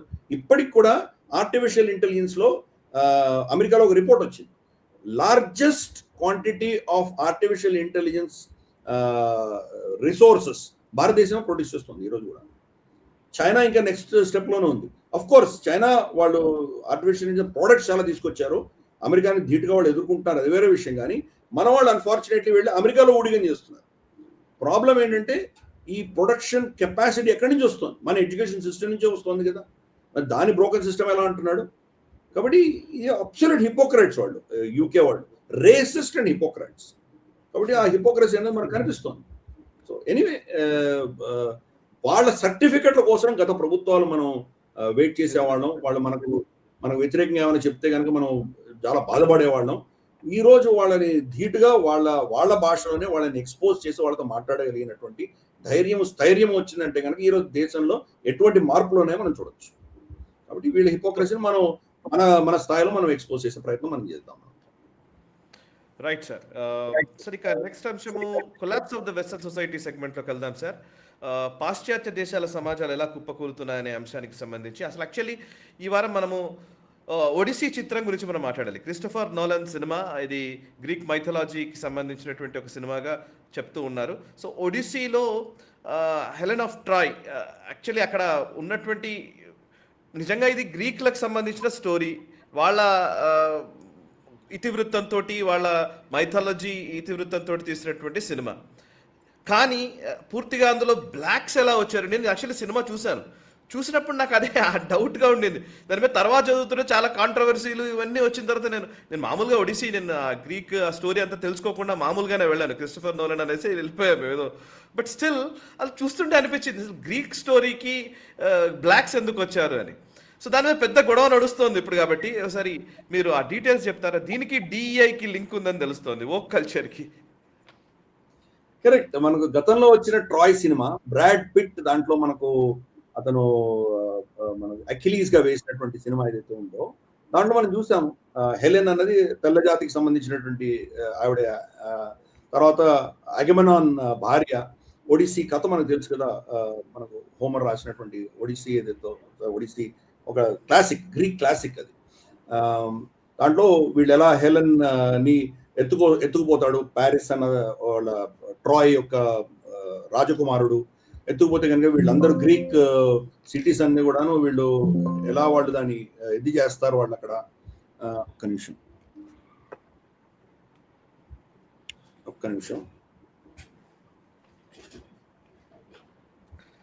ఓకే. సో, సార్ ఏదో వేరే యాక్టివిటీలో సడెన్‌గా వెళ్ళాల్సి వచ్చింది. యాహ్! నాకు ఐ థింక్ పవర్ ఏదో ప్రాబ్లం వచ్చింది. ఓకే. ఓకే. పవర్ ఏదో ఇష్యూ వచ్చింది. That's okay. సో బేసిక్గా గ్రీక్ మిథాలజీకి సంబంధించింది ఆల్రెడీ చాలా సినిమాలు వచ్చినాయి. దీని మీద చాలా డ్రామాస్ జరిగినాయి. ఎన్ని వందల సంవత్సరాలుగా ఈ డ్రామాలు జరుగుతున్నాయి. కానీ ఈరోజు సడన్ గా ఒక లుపిటా న్యాంగో అని ఒక నీగ్రో అమ్మాయిని తీసుకొచ్చి హెలెన్ గా చూపించేటువంటి ప్రయత్నం చేసింది. ఈ సినిమాలో తీసుకొచ్చి పెట్టారు. అంతేకాదు ఇంకొక క్యారెక్టర్ కూడా దాంట్లో ఎలియట్ పేజ్ అన్నటువంటి ఒక యాక్టరు. ఇతను బైనరీ ఎల్జిబిటి క్యూకి సంబంధించినటువంటి భావజాలం ఉన్నటువంటి వ్యక్తి. హీ హిమ్ దే దెమ్ అన్నటువంటి ప్రొనౌన్స్ పెట్టుకున్నటువంటి వ్యక్తి. ఇతన్ని ఒక గ్రీక్ సోల్జర్ గా చూపించారు. మూడవది గ్రీక్ మిథాలజీ సినిమా తీస్తూ మీరు గ్రీక్ ఒక్క యాక్టర్ కూడా పెట్టుకోకుండా తీశారు ఈ సినిమా. ఈరోజు బాలీవుడ్ లో ఫండింగ్ ఎక్కడి నుంచి వస్తుందంటే కనుక ఈ ఇంక్లూడ్ డైవర్సిటీ ఈక్విటీ ఇంక్లూజివ్నెస్ పేరిట మీరు ఎవరెవరినైతే మీరు ఈ వీళ్ళందరినీ ఇంక్లూడ్ చేసి చూపిస్తారో వాళ్ళకే ఫండింగ్ వస్తుంది. ఇంకొక సినిమా కూడా ఉంది, నెట్ఫ్లిక్స్ లో ఉంది, ట్రాయ్ అనే ఒక సినిమా, ఒక సిరీస్ ఉంది, 6 ఎపిసోడ్ సిరీస్ ఉంది. దాంట్లో కూడా ఈరోజు దాంట్లో మనకు ఏమంటారంటే అకిలీస్ ఒక నీగ్రో కింద చూపించారు. నిజంగా ఇవన్నీ కూడా యూరోప్ కి సంబంధించినటువంటి కథనాలు. ఇవన్నీ కూడా యూరోప్ లో ఉన్నటువంటి, గ్రీస్ లో ఉన్నటువంటి వాళ్ళ స్టోరీస్. ఇన్ఫాక్ట్ యాక్చువల్గా ఈవెన్ క్లియోపాట్రా, నెట్ఫ్లిక్స్ లో క్లియోపాట్రా అని కూడా సిరీస్ ఉంది. క్లియోపాట్రా సిరీస్ లో ఆవిడని ఆఫ్రికన్ గా చూపించారు, బ్లాక్ ఆఫ్రికన్ చూపించారు. క్లియోపాట్రా చరిత్ర ఏంటి? టోలమీ వంశస్థురాలు ఆవిడ. టోలమీ ఎవరు? అలెగ్జాండర్ యొక్క కమాండర్, అంటే మెసడోనియా, గ్రీస్ నుంచి వెళ్ళినటువంటి వ్యక్తి. వాళ్ళు కూడా యూరోపియన్ తెల్లజాతికి చెందిన వాళ్ళే. క్లియోపాట్రా తెల్లజాతికి చెందినటువంటి ఆవిడ. అంటే వాళ్ళు, అంటే మనకు మొఘల్స్ ఎలాగైతే బయట నుంచి వచ్చి మనల్ని ఆక్రమించి పాలించారో అలాగే టోలమీలు ఈజిప్ట్ని ఆక్రమించి పాలించినటువంటి వాళ్ళు. కాబట్టి ఒడిస్సీ కావచ్చు, ట్రాయ్ కావచ్చు, క్లియోపాట్రా కావచ్చు, ఈ సిరీస్ అన్ని కూడాను ఇప్పుడు వస్తున్నటువంటివి ఇవన్నీ కూడాను ఇంక్లూజివ్నెస్ పేరిట చేస్తున్నటువంటి చెత్త. దాంట్లో ఒక ఎల్జిబిటి క్యూ ఎవరో ఉండాలి, స్త్రీలని చూపించాలి, తర్వాత మనకు ఈ బ్లాక్ వీళ్ళని చూపించాలి. ఎంతవరకు పరాకాష్ఠకు వెళ్ళిందంటే కనుక ఒక typical British spy thriller 007 James bond సినిమాల్లో కూడా ఇప్పుడు జేమ్స్ బాండ్ ఒక నల్ల జాతికి చెందిన మహిళగా చిత్రీకరించారు. నల్ల జాతి మహిళ, ఆ రెండు తీసుకురావాలి. టిపికల్ ఒక స్కాటిష్ యాక్సెంట్ ఉన్నటువంటి ఒక బ్రిటిష్ స్పైని గత సినిమాలో షాన్ కాన్రీ కావచ్చు, రోజర్ మూర్ కావచ్చు, వీళ్ళందరూ పోయి ఈరోజు ఒక నల్ల జాతికి సంబంధించినటువంటి స్త్రీ, ఆవిడ కూడా జుట్టు లేకుండా మగవాళ్ళ గుండు వేసుకున్నటువంటి స్త్రీని వాళ్ళు జేమ్స్ బాండ్గా చిత్రీకరిస్తున్నారు. అందుకని ఫ్లాప్ అవుతున్నాయి. సో ఈ చెత్త భావజాలం సినిమాల ద్వారా ప్రజల్లో అందరికి తీసుకెళ్ళే ప్రయత్నం చేస్తున్నారు. జస్ట్ ఇమాజిన్ చేద్దాం, మనం ఈరోజు శ్రీకృష్ణుడు ఏదో యూరోపియన్ లాగానో చైనీస్ లాగానో మనం చూపిస్తే ఎలా ఉంటుంది? నీల మేఘవర్ణం ఉన్నటువంటి వ్యక్తి కృష్ణుడు. కృష్ణ అంటేనే నల్లదనం లేకుండా ఏదో తెల్లజాతి వాళ్ళని చూపించినట్టు చూపిస్తే ఏమవుతుంది పరిస్థితి? అలాగే మనకు సీతమ్మ వారిని నీగ్రోగా చూపిస్తే ఏమవుతుంది పరిస్థితి? సో ఇటువంటి చెత్త భావజాలం అని తీసుకొస్తున్నారు వాళ్ళు. సో ఇంక్లూజివ్ పేరిట దాన్ని సమర్థిస్తున్న వాళ్ళు చాలా మంది ఉన్నారు. సో ఈ అంటే చరిత్రలో ఆల్రెడీ ఒక నెరేటివ్ ఉన్నదాన్ని వీళ్ళు తిరగ రాయడం అన్నది మొదలుపెట్టారు. అక్కడ మొదలైందంటే ఇక్కడ ఎందుకు మొదలవ్వదు? అక్కడ మొదలైందంటే ఇక్కడ కూడా మొదలై తీరుతుంది. వీళ్ళందరినీ కూడాను వాడి ఇష్టానుసారంగా వాళ్ళు చిత్రీకరించే ప్రయత్నం చేస్తారు. రావణాసుడిని దళితుడిగా చిత్రీకరిస్తారు. నల్లజాతి వాడు, రావణ బ్రాహ్మణుడు, అది వేరే విషయం, కానీ నల్లగా చిత్రీకరించే ప్రయత్నం జరుగుతుంది. సో ఇవన్నీ కూడా ఇప్పుడున్నటువంటి వీళ్ళ భావజాలాలు, కుల వివక్షత, ఇవన్నీ కూడా రుద్దేటువంటి ప్రయత్నం ఇవన్నీ కూడా చేయబోతున్నారు వాళ్ళు. దానికి ఎలాన్ మస్క్ స్పందిస్తే ఏం చెప్పాడంటే, తన AI టూల్ ఏదైతే తన దగ్గర ఉందో గ్రాక్ నిజమైనటువంటి హిస్టారికలీ కరెక్ట్ గా ఉన్నటువంటి ఈ ట్రాయ్ సినిమా, హెలెన్ ట్రాయ్ సినిమాని నేను తీసుకొస్తాను, ఒడిస్సీని తీసుకొస్తాను అని చెప్తున్నాడు. అంటే తెల్లజాతి వాళ్ళనే పెట్టేటువంటి ప్రయత్నం చేస్తున్నారు. తన్ని చాలా మంది ప్రశ్నించారు, నువ్వు మరి నల్లజాతి వాళ్ళకి భిన్నంగా నువ్వు మాట్లాడుతున్నావు, ఇంక్లూజివ్నెస్ కి వ్యతిరేకంగా మాట్లాడుతున్నావు అంటే, నా సంతతి కూడా నా దగ్గర ఉన్నటువంటి నా కుటుంబంలో కూడా ఈ డైవర్సిటీ ఉంది. డైవర్సిటీకి సంబంధించిన విషయం కాదు ఇది, చరిత్రలో ఎలా చెప్పబడుతున్నారో దాన్ని గౌరవించడం నేర్చుకోవాలి మనం అని తను స్పందించాడు. అంటే ఎలాన్ మస్క్ కూడా స్పందిస్తున్నాడంటే ఇది ఎంత ఏ లెవెల్కి వెళ్ళిందో అర్థం చేసుకోవచ్చు. ఈ హాలీవుడ్ అంతా కూడా ఈరోజు అటువంటి ఈ డిఈఐ, ఈ ఇంక్లూజనెస్, ఎల్జిబిటిక్యూ ఈ చెత్తలో ఇరుక్కుపోయింది. అన్ఫార్చునేట్ మన దేశంలో కూడా వచ్చింది ఇది. ఫండింగ్ వాళ్ళ చేతిలో ఉంది కాబట్టి ఆల్రెడీ లెన్స్ కార్ట్లో మనం చూసాం. రేపు అదే జరగబోతోంది. ఇన్ఫాక్ట్ మన దేశంలో ఉన్నటువంటి కొన్ని సినిమాలు మనం తానాజీ సినిమా మనం చూసామంటే తానాజీ ఆ కోటని సింహగడిని దాని మీద పోరాటం చేయడానికి వెళ్తున్నప్పుడు మొట్టమొదటి వెళ్ళేది ఒక ముస్లిం అబ్బాయి వెళ్తాడు. ఎక్కడుంది కథలో ఎక్కడ రాసుందా ముస్లిం అబ్బాయి వెళ్ళాడని? అలాగే తానాజీ తన కొడుకు వివాహానికి ఇన్విటేషన్ ఇవ్వడానికి శివాజీ దగ్గర పెడుతుంటే దారిలో ముస్లిం షాప్స్ అన్ని ఉంటాయి. ఓ సమ్ ఇష్యూ వచ్చింది సడన్గా. సార్ డిస్కనెక్ట్ అయింది సార్ కాల్. Yeah okay. నేను ఇప్పుడు చాలా వరకు చాలా విషయాలు అన్నీ మనం మాట్లాడాము. ఈ వారం మన గ్లోబల్ రౌండప్లో చాలా అంశాలు డిస్కషన్కి వచ్చాయి. చివరి అంశము, చివరి ఘట్టము ఇది collapse of the western society segment. దీని గురించి ఒడిస్సీ గురించి మనం మాట్లాడుతూ ఉన్నాము. చాలామంది కమెంట్లు చేస్తున్న వాళ్ళు కూడా ఉన్నారు. కమెంట్స్ చేస్తున్నటువంటి వాళ్ళకి కొన్ని నేను చదివే ప్రయత్నం కూడా చేస్తాను. Rohit Govindu garu nationalist of Giridharji even some snow white was played by African American. Yeah అవునండి, ఒడిస్సీ సినిమాలో చాలా క్యారెక్టర్స్ని తప్పుదోవ పట్టించారు, తప్పుగా చిత్రీకరించారనే అభిప్రాయం ఉంది. దాని గురించి కూడా చాలా చర్చ నడుస్తోంది. అండ్ బీటిల్ బి గారు అనే ఐడి తోటి వచ్చింది. వాజ్పేయి గారు ఎల్ఓసి దాటడానికి భయపడ్డాడు.